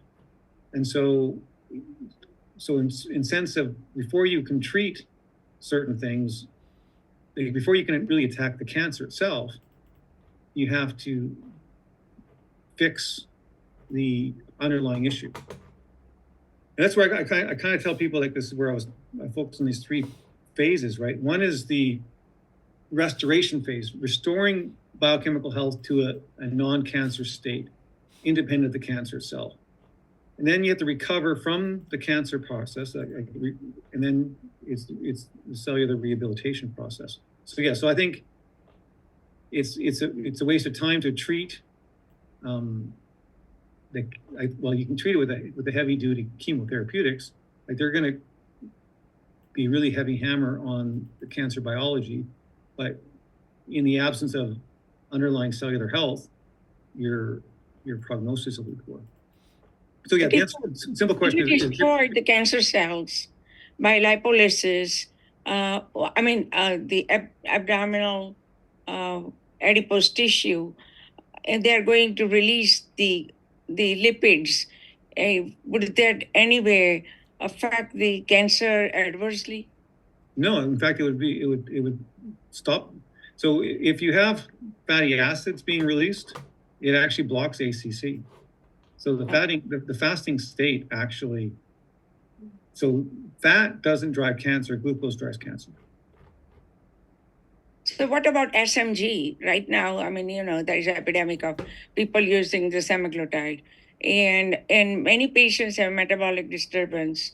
They are doing fasting, they are doing detox, they are doing these, not losing weight. They go on SMG, they start losing weight, and some of the cancer patients on mitochondrial peptides along with the SMG, they have done well. So there is a question, because there is nothing in the literature guiding one way or the other. But what is your opinion regarding that? Well, on the peptide side, we got a few peptide experts here who might want to chime in on that particular space. So on the semaglutide cancer model, look, there's the big thing to remember is that there's not just one way. All of these treatment strategies eventually lead to one end goal, okay? But there's multiple ways to get there. And I've presented the one that I'm going to be using. But people with the semaglutide, like, anyone else want to pipe in on the semaglutide situation and cancer? No? I'm not familiar. I'm not deeply knowledgeable on the peptide in this area. I'll chime in on that. The GLP-1 agonist, I think, has some good benefits here, similar to maybe without the downsides of metformin. But I think some of the evidence is very supportive of the GLP-1 agonist for cancer as well. And there may be, as we go, and it's going to take a little bit more, the downsides of metformin, one of the questions I asked Dan is, when you're doing OMAD diet, 1 meal a day diet, you're doing metformin, you're doing ivermectin, great, we've turned off mTOR completely, but that's also going to start blocking muscle synthesis, and that sort of negates your theory that we have to keep muscle mass on, which gets really hard in these cancer patients anyway. And now we're doing everything we can to inhibit mTOR, which is always a tough go. And that's where things like the GLP-1 agonists may actually have some benefit. That they may actually not be they may work a little bit in a different realm in terms of being supportive without having, completely shutting down, because they're going to push glucose into the muscle where you want it, and out of the cell and into the muscle cells. So that's why the whole thing about the GLP-1 agonist inhibiting muscle growth is false. They actually help with muscle growth, and there's tons of studies to show that. So I actually like them in the cancer patients. I still use metformin, but I'm trying to weigh that balance of knocking off all ability to form muscle in this group of patients as well. And that's why I only have them on half a dose as well. I Yeah, think smaller dose. syner- Yeah. Synergistically. Thank so you it's for only- that. But because patients have been trying metformin and the diet and everything what we have discussed, what to do, but still there are some patients who are going to be resistant to it. And so, what is the next step? One patient has done like he does periodically 1 week of fasting along with and still then he goes back on just the 1,000 calorie, 1,200 calorie diet. He starts putting on weight. So there is more to it than, and still what is out there scientifically explaining us where to go. You're absolutely right. And again, and the other thing too is you have to be able to find a protocol that your patient will actually comply with, right? Like that's the other issue is making sure that they can actually find what will fit that particular person's lifestyle, if you will. But yeah, And he's doing wonderful. He's doing very well with his cancer. He was given nothing was working and he was left out, and now we have turned him around and Have you tried adding in like the SGLT inhibitors? Because I think those can have a nice effect synergistically as well. I'm sorry, what? Like the SGLT inhibitors, like Jardians. Yeah, he's on that. Okay. And he still is having trouble with glucose control, you're saying? The minute he goes on glipizide, it does come down. So I said that you have to take the glipizide along with metformin. Yeah. So we are doing that, and I don't know where do you get the butyric acid, good amount of the butyrate that what you were describing. I used a little bit of the magnesium. I try to stay away from the salts. And then I used there's two products. So Ketone 8 has KE4, which is the beta hydroxybutyrate esterified with the 1,3-butane diol. Which company? That's Ketone 8. KE4 is the product name. And then there's also from Juvenescence now has a product and called Cognitive Switch, and it's a bit better tasting. And I've tried that out as well. It's got more of a creamy texture, and it also has that ester. So it's the ester that actually has that mechanism. The 1,3-butane diol is kind of just extra, if you will. It's converted in the liver, but and that's those two you can use without a high salt load. And then I just use the magnesium, pure magnesium hydroxybutyrate as an extra source of magnesium as well. So just a little bit of that. And so, but those are the two sources I get them from. And that's going to be one of our challenges going forward, because if we're going to start using these high doses of the ketone esters, we're going to need better solutions, and if we start incorporating them into our drinks, if you will. I have found also the mitochondrial peptides, they have quite a lot to these patients too. I'm sure and that's actually another area. So this is where we can learn from. Like right now I've just really applied my biochemistry knowledge to it and see where we go with it. But the peptide, I'm a big believer in the peptide world. But I don't know your experience with the TB4 or TB500. That's another peptide that I use for the MS patients and have completely reversed. I did not, at that time, I think I had plasmalogen, but I did not use as heavy dose as what you are suggesting. So I used plasmalogen. I used a lot of other anti-inflammatory therapies. Of course, he had Lyme, so I treated him for that. And I used the very high dose of that peptide. And patient completely reversed. He was wheelchair bound and is fully working, very active magnetic man. Well, that's exciting. Yeah, so mitochondrial restoration and myelination restoration in MS is, again, these core systems, there's going to be multiple ways of being successful in every situation. Okay, and our job is to find ones that we can do reproducibly. But yeah, so in MS, so repeat exactly how you treated your MS patient to get him out of his wheelchair. Just depends upon what what is the causation. If there's completely idiopathic, it's a different story.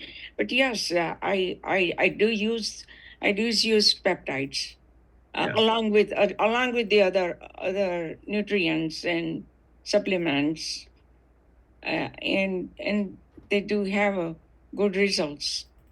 I like the peptides as well. So our goal is to get the biochemical strength restored and then use peptides to basically. And the T1 that you mentioned in your lecture, I don't know. I think there must be a typo or something, because the dose it said 500 ml. Yeah, it's it's probably 0.5, you said 500 0.05, right? Yeah, half a cc. Sorry. Yeah, half a cc. That's what I thought. Yes. And that means that was it like a 2.5 milligram or 5 milligram, or because it's very important to say that how many milligram you're delivering. I think that Compared would be to some people are 1 It milligram. was 500 micrograms. It was 500 micrograms. Yeah, I think that's okay. 500 micrograms. So I think it might be 2 milligram per mil solution. So it might be. I think Jane, it was 500 micrograms that you got. Yeah. I think 500 microgram per half ml, correct? Yeah, I think that's right. Unless you got a higher solution, but I think that's what it probably was.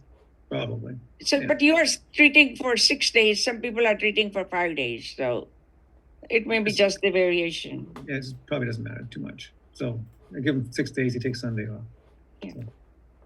So that's how it goes. So we'll track it. We'll see if we'll make changes as we go forward on it. He's obviously in Canada too, which makes it a little more complicated for certain things. But we'll go from there. So yeah. But yeah, the MS and ALS, like we're focusing on the MRI, the neurological restoration. How do we get physical material? And then peptides in terms of stimulating systems and improving operation systems. Like if we can get this basic biochemistry working, we should be able to use peptides to accelerate. Right. And I think we should use peptides as accelerants and improve directionality of our work, because the peptides can only work as strong as the underlying physiology can. Yeah, not by itself alone. No, you're right. And that's kind of where, and you probably see more of us doing that in the year ahead. So the patient that you showed for the ALS, I mean, what was the turning point? What really helped him? I think fundamentally it's really the high doses. We found getting the high dose plasmalogens. The egg yolk oil really helps. We need to drive the phospholipids into the brain, and the only way we can get them into the brain is through the omega-9 phosphocholine. I think that made a big change. The high doses of egg yolk oil. Yeah. Yeah. Because the seed oils, you can't use it for brain restoration. They're fine peripherally. Your body will convert them, but you can't get them into the brain. Or if you do get in the brain, they come in as an omega-6, and your brain you can't use them properly. And I think that's what we're noticing with the egg yolk oil in these patients, that when they start taking that in combination with much higher doses of the plasmalogens, and then the other things that we deal with as well. So did he have to take like a 10 bottles per month? Well, they're basically taking basically a bottle every 3 days. So they're taking probably 2 bottles a week of neuro and 1 bottle a week of glia, roughly. But you have a new preparation, right? With the neuro and glia together. Egg yolk oil and a neuro together, right? Egg yolk oil, neuro together as a mix, and then the egg yolk oil by itself. Okay. Yeah. Okay. What is the supply of the egg yolk oil like these days? How are you doing? Well, we're moving it up into the new facility. So once we get installed there, they're actually just doing some flooring right now. So hopefully we'll move our whole facility in. We've got a bunch of larger reactors sitting in boxes right now, so that should be online hopefully within the next few weeks, and we'll be able to scale that up, and then we'll be scaling up more later on in the year. But we should be, I don't know, depends. But yeah, we'll make as much as we can as fast as we can, for sure. Okay, so that's not on the website. So what's the process for ordering that? You have to have a secret handshake. I don't know how, actually, Jessica's here. Yeah, contact customer service to place an order. Right now we're doing orders manually. We're hoping that the product will be up on the website within a month or so. But for now, yes, just go ahead and message customer service at cs@prodrum.com and they will be able to place the order for you. Okay. All right. Thank you. Hey, I have a question. So I noticed that when I took the plasmalogens last year, they increased ethanolamine plasmalogens, but not choline plasmalogens. Will the new egg yolk plasmalogens increase both? Well, the egg yolk has the choline in it, possibly. It should eventually increase both regardless, because the plasmalogen precursors improve your overall backbone. And so if your choline plasmalogens aren't, it just could be lagging behind, but they should originally come up. It could be a dose situation. I don't have data exactly on the egg yolk oil, because the egg yolk oil itself won't really have any, you'll only have trace levels of plasmalogens in it. And so it's really, you're getting the phospholipids from the egg and the phosphatidylcholine. And so it gets converted. So yeah, it's a very good question. I don't know the exact answer to that question right now. But typically it's just a dose effect. If your choline plasmalogens will typically just lag behind your ethanolamines. Your ethanolamines will move faster. To the prodrome scan, do you have to stay off certain nutrients before you can do it? No, I just regular fasting. I think you should be, it's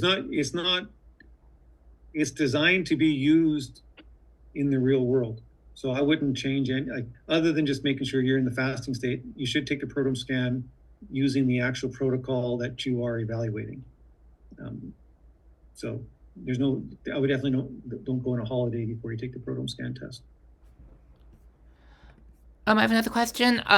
For the NeuroPC Plus, as in the plasmalogen enhanced egg yolk oil, is this targeted to both gray and white matter? It's targeted first to the gray matter because it has a neuro in it, but ultimately it is both. It's really, the neuro itself is really targeted to the gray matter. The egg yolk oil is less specific. It's going to go to both white and gray matter. The egg yolk oil is basically designed to bring phosphatidylcholine into the brain and oleic acid into the brain.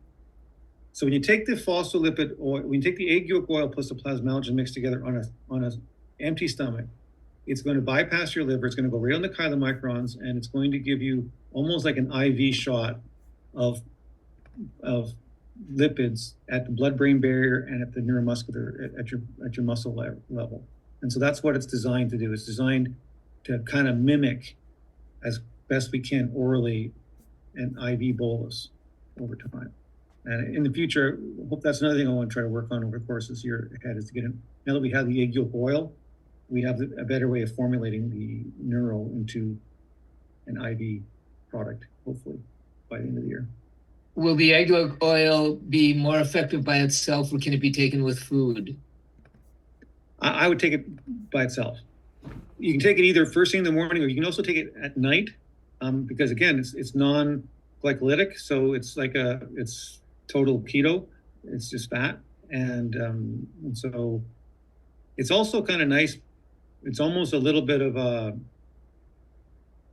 like when you want to take a little bit of food with a supplement for GI, the egg yolk oil itself kind of acts as a little bit of a coating for you, as a kind of a fat coating. But everyone can. I'm trying to do that, and I am getting so sick from the nausea from the egg yolk oil.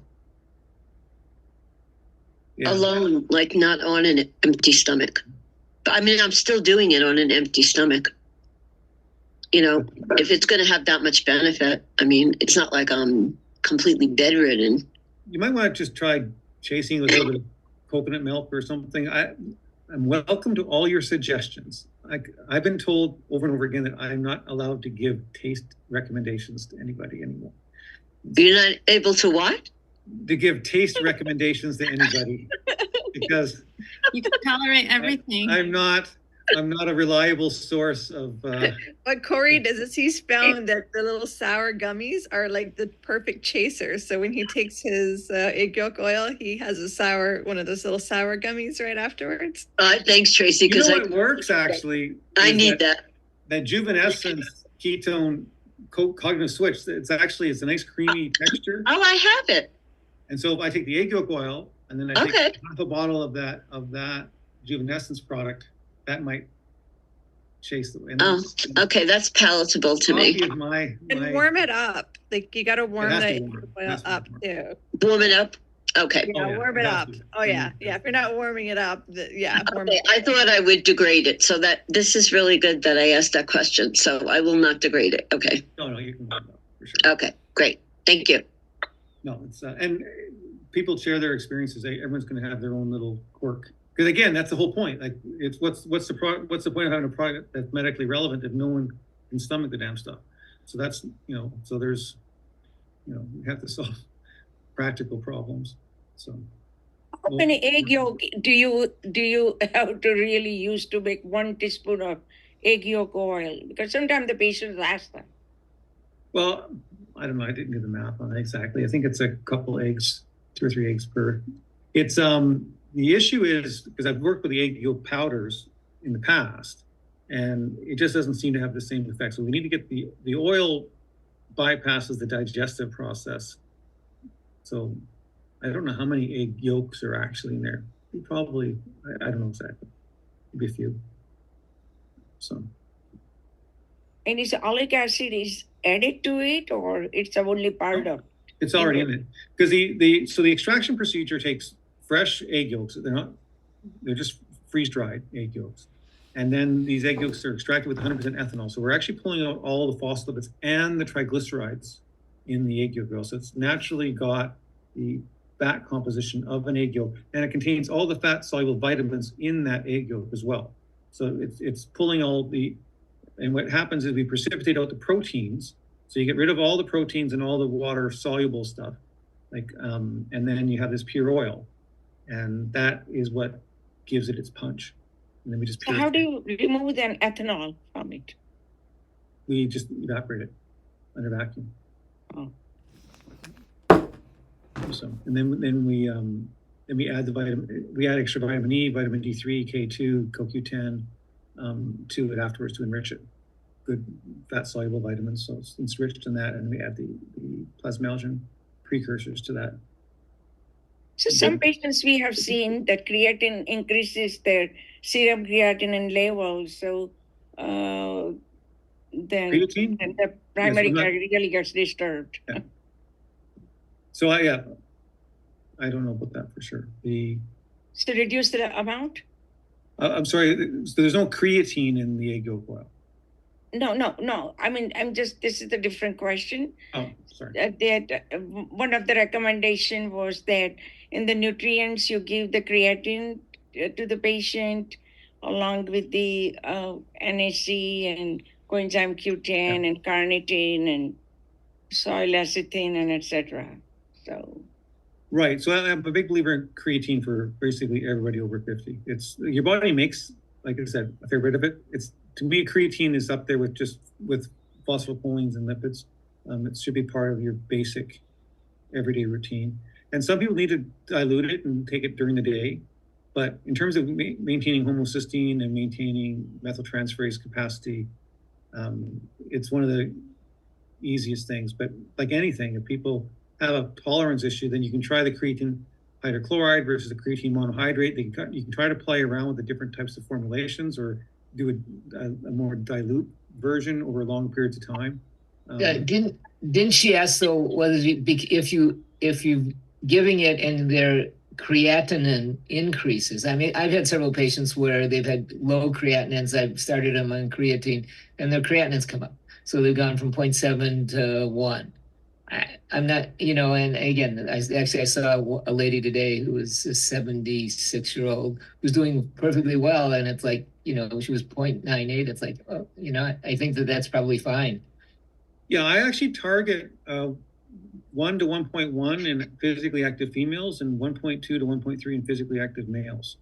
Okay, if you are physically, and so I want to make sure my red line is 0.8.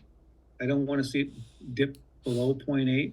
And so the creatinine has, when you take creatine supplements, the creatinine measurement in the blood test is no longer a measure of kidney function per se. So you'd want to double check your uric acid or other measures of kidney clearance issues. So creatinine is, it's, you know, if you're working out, your creatinine levels can come up quite nicely. So that's typically where you want. So creatinine is a breakdown product of muscle activity, and so that's where that's a measure that you actually have enough creatine that your body's not preserving creatine, if you will. So what about as long as other kidney children? function is fine. Autistic children that they have a low creatinine, in the urine. So would you give them more creatinine? If they can tolerate a little bit of creatine, like, yeah, because the neuromuscular function and just double check their awareness, because creatine can create energy as well. So people find creatine improves their cognitive energy. I think just on a case-by-case basis. Methyltransferase is something, a little bit of creatine can reduce your B vitamin mix. So if a child has a hard time with B12 and other things, you can kind of get away with adding creatine and phospholipids. And you can kind of get away from that. The egg yolk oil itself, that's kind of interesting, is that you're going to get a lot of the B vitamins, like B12 and some of that stuff that's going to be in there. The actual levels, because that's all going to get extracted out of the egg yolk. So you're actually getting some of that nutrient. So you can probably get away with using the egg yolk oil and not using a lot of other stuff at first. So I think it's just it's a tolerability issue. So I typically start with the glia, the carnitine, and the very simple, very well tolerated supplements in children first. I just want to make sure, Dayan, since you know that I exclusively see ALS patients, you talked about your father. Now, is it only in cancer that when you give the egg yolk oil, you're also giving PC? If I'm treating ALS, I'm not giving additional PC. Is that correct? Yeah, I don't give any, just the egg yolk oil is the PC. Okay. Yeah, but so ALS needs high doses of that. So ALS is high dose egg yolk oil, high dose plasmalogens, right? High dose N-acetylcysteine. Right. We really need to. You need to manually bypass the peroxisomal function. Right. So we're trying to, and we'll be able to measure. Yeah, I just want to make sure that since we spoke last, you weren't adding additional PC. No, just the. You're just doing the egg. Okay, good. Yeah, exactly. For ALS, how high a dose is high dose? They're on about 15 mils of plasmalogens per day. So 10 mils of neuro and 5 mils of glia. That's what they're on. So, and then the egg yolk oil. Jan, if you're there, they get 5 mils of egg yolk oil at night as well, right? So they're getting 15 mils of egg yolk oil. Yeah, they get 15, a day. So they get the 10 and the 5 at night. So 15 altogether.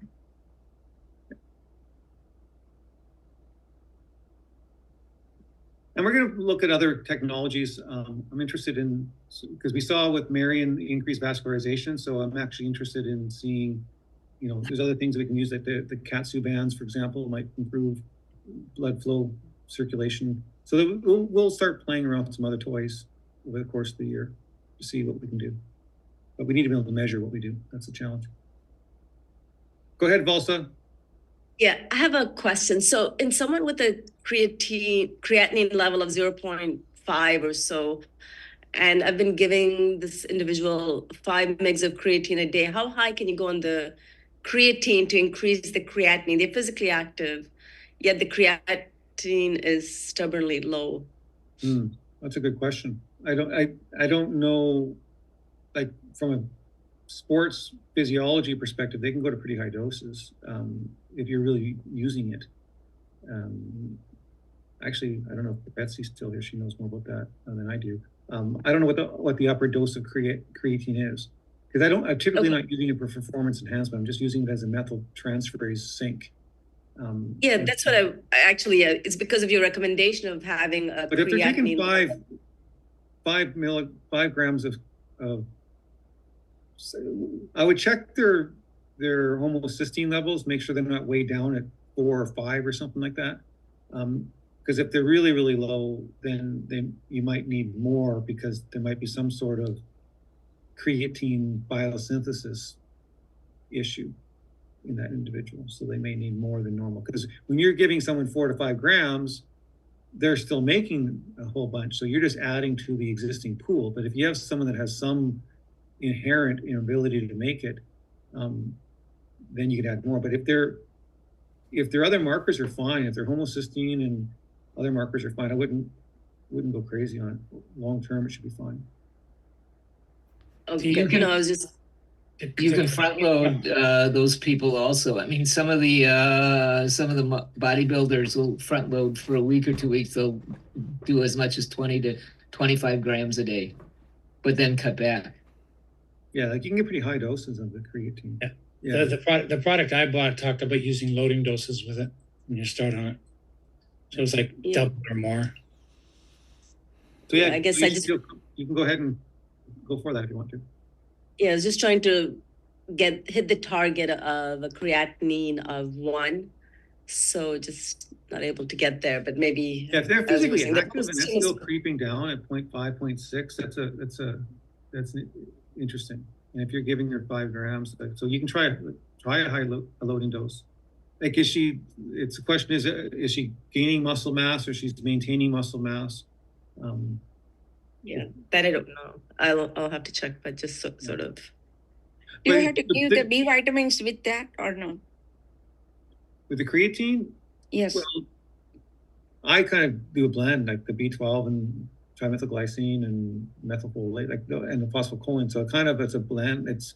I like to have a multi-mix so that you don't have to be super high on any one component of the mix. That's the basic strategy I take. Something that can be sustained long term. So all these dosages that there's loading and unloading, but basically it's about creating a supplement protocol that they can actually do every week for the rest of their lives, right? Like that's the bottom line. So they can get into a habit, and the whole thing is about habit forming, creating a habit, creating habitual patterns that they can sustain. And once you get a good blood work where you want it, you want to be able to keep it there. And then, like my dad, for example, he was on a pretty good program for a long time. So when I saw when the plasmalogens dropped like they did, that's a pretty big indicator that something happened to him. Okay, so the goal is to get people into a happy biochemical state, keep them there, and then you can tweak it beyond that. Then, if something does adversely affect them, the COVID, the vaccine, ALS, some other toxicity or something like that, then you know that something has knocked their system out, and you've kind of created this stable baseline. Would you use the L-carnitine or acetyl-carnitine all the time? I just use acetyl-carnitine. It's usually more well tolerated, but you can take just plain carnitine if you want to. It all gets to the same place over time. So the acetyl L-carnitine has a bit more brain bioactivity. It crosses the blood-brain barrier a bit faster, but it metabolism pretty fast. For the heart, you use L-carnitine, and for the brain, you use acetyl-carnitine. Is that true? I just use acetyl L-carnitine. It's just it gets. Ultimately, you're making sure the body has enough carnitine, because this thing is going to be recycled. The turnover rate of carnitine to acetyl-carnitine is going to go over and over and over again. And so that's not just like your niacin and NADs. Like these molecules have a very high turnover rate, and so you're just making sure that the base pool is there, and doesn't become deficient. Is really what you're dealing with. And if you can keep the levels up, you're driving. The carnitine is really, you want to make sure that you continue to drive the palmitic acid into the mitochondria. Okay, and that helps lower the triglycerides. And then again, you want to make sure the mitochondria are prepared to accept it, right? So that's why this whole systems biology, if you will, this whole, there's multiple pieces of the puzzle. So you just kind of, at the core of your mitochondrial capacity is your niacin, your B2, your thiamine. Like these are your core B1, B2, and B3s. Like they're the first Bs of the list because they're there. And so you need to make sure the internal and your N-acetylcysteine and glutathione levels, like the intramitochondrial integrity has to be there. And then if the intramitochondrial integrity is there, then you can drive it in to it and it can take it and it's happy. And so if there's something impaired, like that's what happens with these diseases where you get something blocking complex 1 or a mitochondrial toxin, okay, they have selectively impaired some sort of internal machinery, and the carnitine and the other systems are driving molecules into the mitochondria, but the mitochondria can't deal with it. And so what's the point of pushing something into a system that's not prepared to deal with it? So that's part of this whole integrated approach is the system is designed to work a certain way. We just need to make sure the pieces of that puzzle have the material to do their jobs. And if they have that material, then we can continue to drive and use this system. Edward? Yeah, I'm curious about the itching. I think it was in your dad's case, he had itching. I'm wondering if that was localized or whether it was just a generally all over the body. All over the body, my understanding. And so it was just a kidney blockage issue. So his kidney numbers were all through the roof. Okay, because I've seen that in post-vaccination situations, so I just wondered. But it's yeah, it was a while ago, but it's a good point. It's yeah, I think it mostly it was his kidney function was just the tumor was pushing up against all right, that, and it just was causing a adverse reaction there. Okay, thanks. Good point. What do you think caused your dad's progression or the start of it? Do you think it was anything you can pinpoint in particular? Because he seemed to have been in health, right? Really good. I think With everything that the vaccine and the COVID, quite frankly, I do believe it's that because he was, and it's completely unrelated to anything else in his previous history. So I think it probably sat there for a year from the year before, and it might have been slow growing, and then something accelerated it. We have no idea how long it was growing, but because nothing in his blood work, nothing in his history, like, and it's a strange, who knows? It could have been anything. It could have something. He could have got some sort of inflammatory, some sort of trigger. But his basic biochemistry and wake up is not. He had a pretty low cancer risk profile for a long time.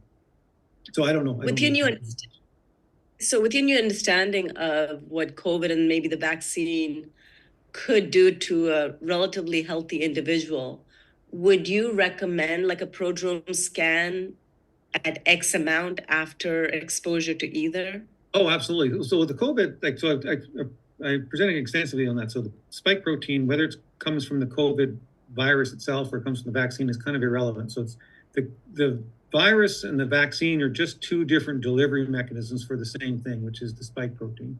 And once the spike protein enters the cells, it becomes a mitochondrial complex 1 toxin. And so if you impair mitochondrial function, cells will adapt to impaired mitochondrial function, as I showed earlier. And so the cell will say, how do I create ATP without my mitochondria functioning? And the cell learns to become cancerous. And that's why we're seeing all these turbo cancers, because all these people that have been treated with cancer recurrence is coming up dramatically, is all of a sudden they've been hit with a mitochondrial toxin, and all of a sudden it just says the cells already kind of want, it had some past history of this extra mitochondrial ATP production. And as soon as the mitochondrial ATP production goes down, the cell has no choice but to create ATP from an alternative source. And the only alternative source that the cell has is anaerobic glycolysis. And it gradually trains itself, and at some point it will become, or it could become cancerous. which is what happens with like the BRCA mutation. Basically, it just tricks the cell into thinking that it's always in this fed state. And so, yeah, so that's exactly what's happening. So absolutely. And we're seeing that the plasmalogen levels drop just through it's a really quite, like the people with COVID or vaccination, like complex adverse reactions, this drop in plasmalogen levels, like we're seeing way too many of them out there. So that's my personal opinion. It's just that, but I don't treat it, I treat it like any other environmental toxin, basically. It's just self-inflicted. So it's a mitochondrial toxin that then created a stress, and then where that stress will poke its head out of the water is anyone's guess. For my dad, it was that B-cell lymphoma. For someone else, it could be some other system. It's just kind of like that's where the randomness comes up. That's why the myocarditis situation and the heart function, which is really critically dependent upon these issues, especially the diastolic heart failures that we're seeing out there. So, yeah, so that's my personal opinion. So, but it's chasing your tail.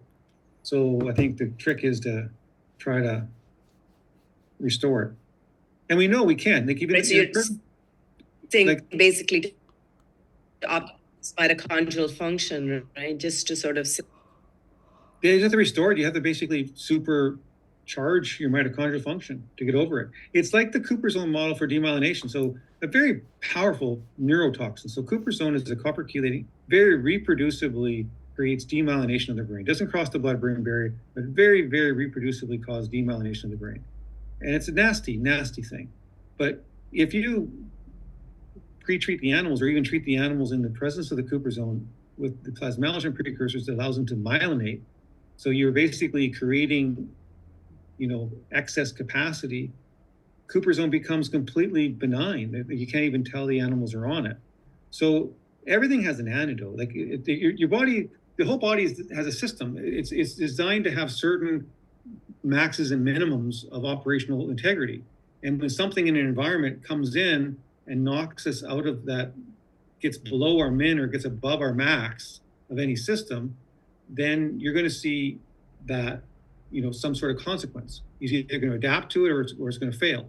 And so in these situations, if then we just need to improve that, expand that window, right? It's like if you have to run a car at 5,000 RPMs, like you can put an extra radiator on to handle the heat load. And so at some point in time, it's just saying, if it's just being kind of not trying to overthink the situation, but just saying, okay, if this is an impairment, can I beef up a system that we know is being affected by it? And if we simply beef up that system manually, can we allow the person or the system to operate under that increased load? That's that's kind of I think what we're doing in these situations.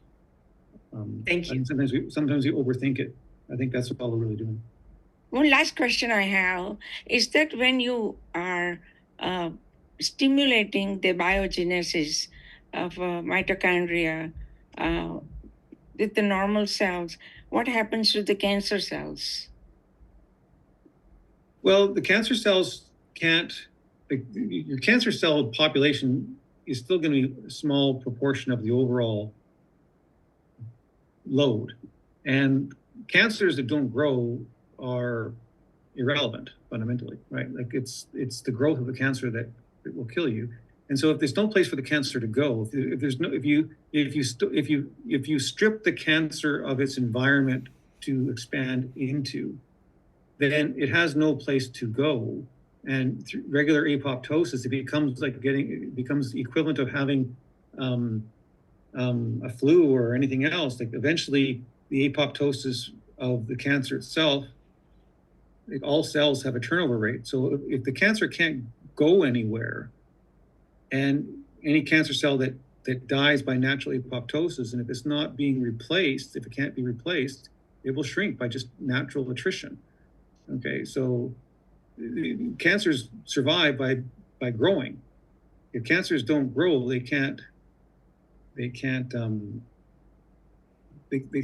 sustain. They have to in order for even a stable, even for a cancer mass to maintain its constant volume, it has to be replacing its own cells. And so from a simple mathematical perspective there, if you can just prevent the growth and there's no place for the cancer to go to, it can't expand. So that's a part of the whole process of, you know, the immune system and the biochemical system is basically making the rest of the body a very inhospitable place for cancer. And then the target part, so the first phase of this thing that I'm doing with my dad was, let's make sure the rest of the body is very comfortable living in the fasting state that does not require that. And then selectively hit the fed state drivers of the cancer. And they shouldn't have any effect on the rest of the body because the rest of the body is running in the fasting state. So all of these fed state inhibitors are pretty benign. And that's where the tolerability comes in, because we're really not affecting natural physiology anymore. We're only affecting those cells that are dependent on the fed state biochemistry. That's the philosophy. That's the theory. And that's why I think all of these MPK, mTOR, AC, all these inhibitors that are out there, all these molecules that have shown success over the last 50 years in various cancers, that's basically what they're doing, is they're just inhibiting the fed state of the cancer site. And I think we randomly get lucky sometimes in the natural physiology. If you just give the natural physiology of the body a little bit of a boost, so you give, you know, like these ivermectins or whatever it is, all you knew is if you give the body just a bit of a leg up, where it's selectively impairing cancer physiology and the rest of the physiology is sustained, sometimes you don't need it. Sometimes you don't need that big of a push to tip the balance, I think. Which is why some people, you know, people will spontaneously recover from cancer as well. Like people will, you know.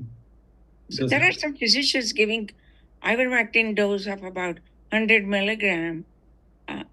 And what extra thing does it do to cancer cells? I don't know the high dose world of that personally. So I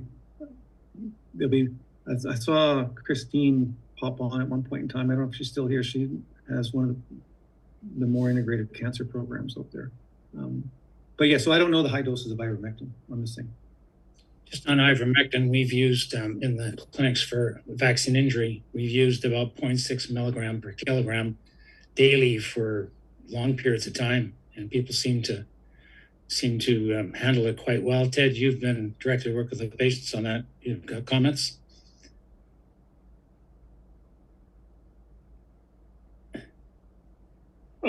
Just that I've never used 100 milligrams, so I'm not sure.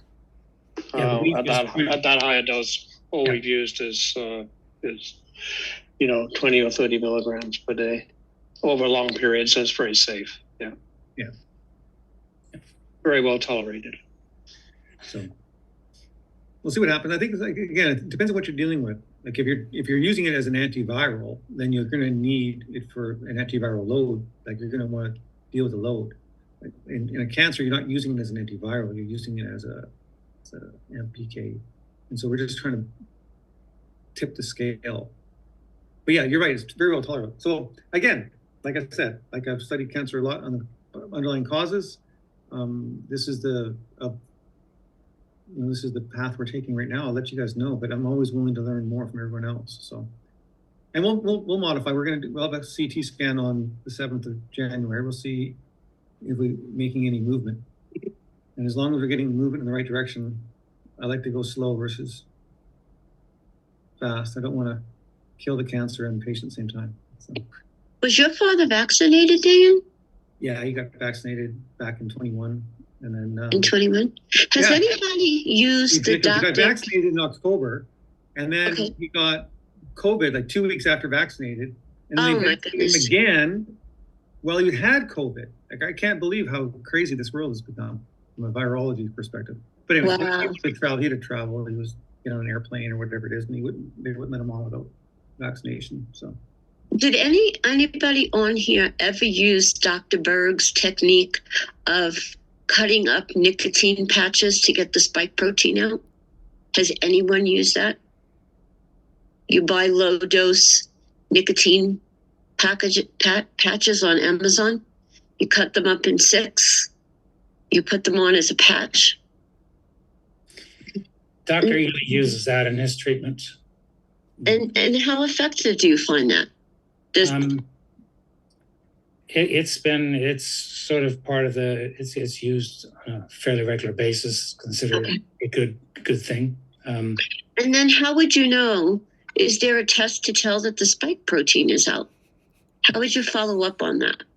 I don't know. Ted, do you have any? Ted's treated vaccine. Yeah, I wish there was a test, but there isn't one, of course. So okay, so we're just going on symptomatology a lot of the time. I use muscle testing because I was trained in that for years. About the spike protein. I could do that, but I just wanted to know if there was a formal test. So there's none. Okay, so thank you. Have you done the cytokine profile? Cytokine profile. Well, yeah, but that's quite variable. There's been reports of different cytokines being up and down, and they're not really consistent. So I'm not convinced of those, unless you have more information than I do. Well, if you have IL-6 and IL-17, those are the one you're looking for, and IL-12 will always be increased because it is the normal anti-inflammatory function. And then you look at your CRP and your other markers, and you make a conclusive laboratory evaluation along with your superseding with your clinical evaluation, and see whether they are in concordance with each other. And your patient's getting better, then it's working, because less you give, better off you are. It's not always more you give, better off you are. Yeah, absolutely. I agree. I think we just isn't our focus is measuring health. Like if we can measure health, if their markers, if we can get their oxidative stress from aldehyde, their interleukins, IL-6s down to normal ranges, we're on the right track. I think, and if people are feeling better, they get their energy back, their brain fog goes away, heart function, that's ultimately what we need to focus on. I agree, and we can kind of, because everything else is fundamentally theoretical, right? Like everything here is fundamentally theoretical. It's proof is in the actual patient and their feelings and the blood work outwards, like what we're seeing, and the MRIs. Those are things that are telling us that we're actually, and that's kind of what we need to continue to titrate our work towards. I had a couple of questions here, and then I'll let you guys get going for the holidays. Anyone tried fatty 15 in combination with plasmalogens? It's a good question that comes up a lot. I'm not a big fan of the fatty 15 situation. It's a powerful PPAR agonist, is my philosophy. Like odd chain fatty acids, there's only one enzyme in the system that basically does that. It's the alpha hydroxylase. So most alpha oxidation, most fatty acids are even chain and they go through a beta oxidation process, but only peroxisomes have what's called an alpha oxidase. And so part of stimulating peroxisomal function is by creating molecules that are selectively metabolized by peroxisomes. So when you take an odd chain fatty acid, by definition, it acts as a PPAR agonist. So it'll improve peroxisomal function. And it takes lower doses to improve peroxisomal function with an odd chain fatty acid than it takes to improve peroxisomal function with DHA, for example, which is another molecule that gets selectively metabolized by peroxisomes. So whereas you take high doses of DHA, you can take relatively low doses of fatty 15. So in a healthy person, giving them a bit of odd chain fatty acids for peroxisomal stimulation, not a big deal. I think there's better ways of doing it. Your body doesn't actually use odd chain fatty acids. There's no metabolic benefit. It just takes it and has to convert it to something it can use. So I would,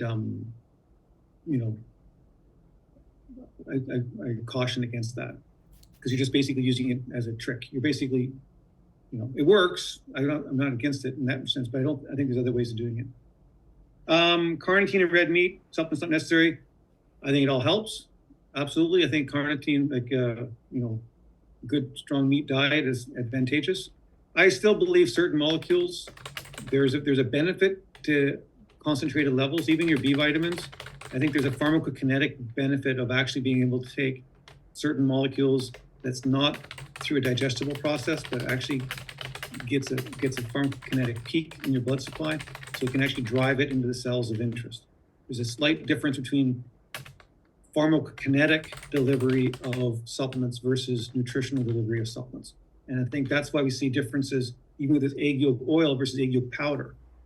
Technically, you can just eat eggs, right? Eat a bunch of eggs, but we don't seem to see the same effect as a concentrated oil source that actually can get delivered in a specific way.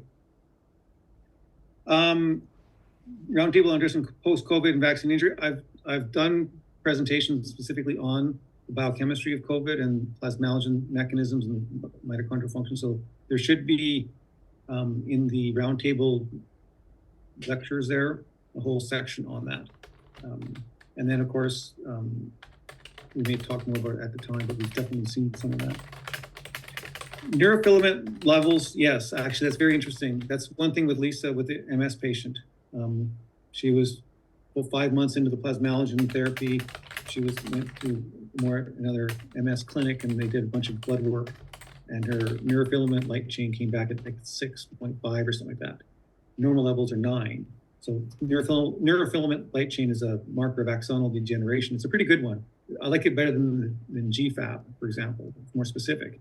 So an MS patient normally would be in the 15 to 25 range, so it's pretty significant. So whether the plasmalogens directly did that or not, clearly what her brain scan data looks like, her neurological inflammation and brain restoration is on track. So it correlates with this reduced neurofilament light chain. Are there other plasmalogen responsive measures of brain health that can be measured soon? Maybe with telomics? Yeah. Basically, we're just looking for measurements of health and deviations from health. So the biochemical systems that we measure are really designed to look at that. And there's other. You can get deeper and deeper in the weeds. It's really about a triage approach. There's some core biochemical systems that we need to focus on getting right first, and then we can get deeper and deeper into the weeds. I think sometimes more information often clouds us from core system improvements, and so more is not always better. And same thing with the proteome scan perspective is that the first round you want to deal with some big issues because sometimes the little issues solve themselves. And so when you start looking at, you don't want to start treating a lot of downstream metabolic, proteomic, genomic, symptomatic effects when they're being caused by something else altogether. And so once you create once you solve upstream issues, and then those things are still there, then that's the appropriate time to start addressing those issues. But I think part of it is a sequence of systems that we want to address first. And let's address these really core systems first, and then start addressing the other systems. Yeah, it's like autoimmune neuro. I completely 100% agree with you, Donna. I think what we've learned over the last year and a half is that there's the incidence or prevalence of chronic low-grade neural inflammation has been dramatically underdiagnosed, and it's because the things we're seeing in autistic children or autistic adults, and even in post-COVID has exposed this because it has created this accelerated neurological, I don't know, almost like a seeking behavior. But now that we're actually seeing brain inflammation being resolved, we're seeing a whole bunch of improvements that we weren't even looking for. So it's telling us that there's a whole lot of neurological, chronic, low-grade inflammation that's driving people crazy. It's making them a hard time to make decisions. They're having a hard time looking forward into the future. They're having a hard time being empathetic with their life partners because they're in their own cycles. And we're seeing this type of social improvement as well as personal development goals. People are setting personal development goals further into the future. that's all an indicator that of more stability. And so I think it's exposed that this has been around. There's more of it out there than we think it is. So, and so the depressed and fibromyalgia, I think community trial work, we're planning a larger community trial-based model that can track more of this information, for sure. Glycan age, again, I think those are interesting tests. They definitely, and we'll look at the advanced glycation aid products as a prototypical version of that. Yeah, so autoimmune neuroinflammation, but that's where the MRS, we can actually measure inositol and lactate levels in the brain. Actually, it's a good indicator of in situ neurological inflammation. With that, I think I've taken up all your time. Thank you for your patience. And the whole year of 2023 has been quite successful. We have a lot to do in the year ahead. I love seeing all these familiar faces and all the new ones that have come on board. And again, this is an iterative process. We're here to learn and get better at what we're doing. And part of the next year is really being able to systematize some of the things that we do. There's things that we know we should get better at, things that we know absolutely work, things that we say, well, maybe not. Let's keep trying it. But we should, the whole part of the science of this is to start removing some of the randomness of our activities. And the good news is that we're seeing real reproducible improvements. We just need to get better at it and be able to do it reproducibly over and over and over again. So that's the goal for the year ahead and for the rest of our lives, for that matter. Okay, guys, Happy New Year. Happy New Year. All into the new year. Bye-bye, guys. Bye-bye. Good night.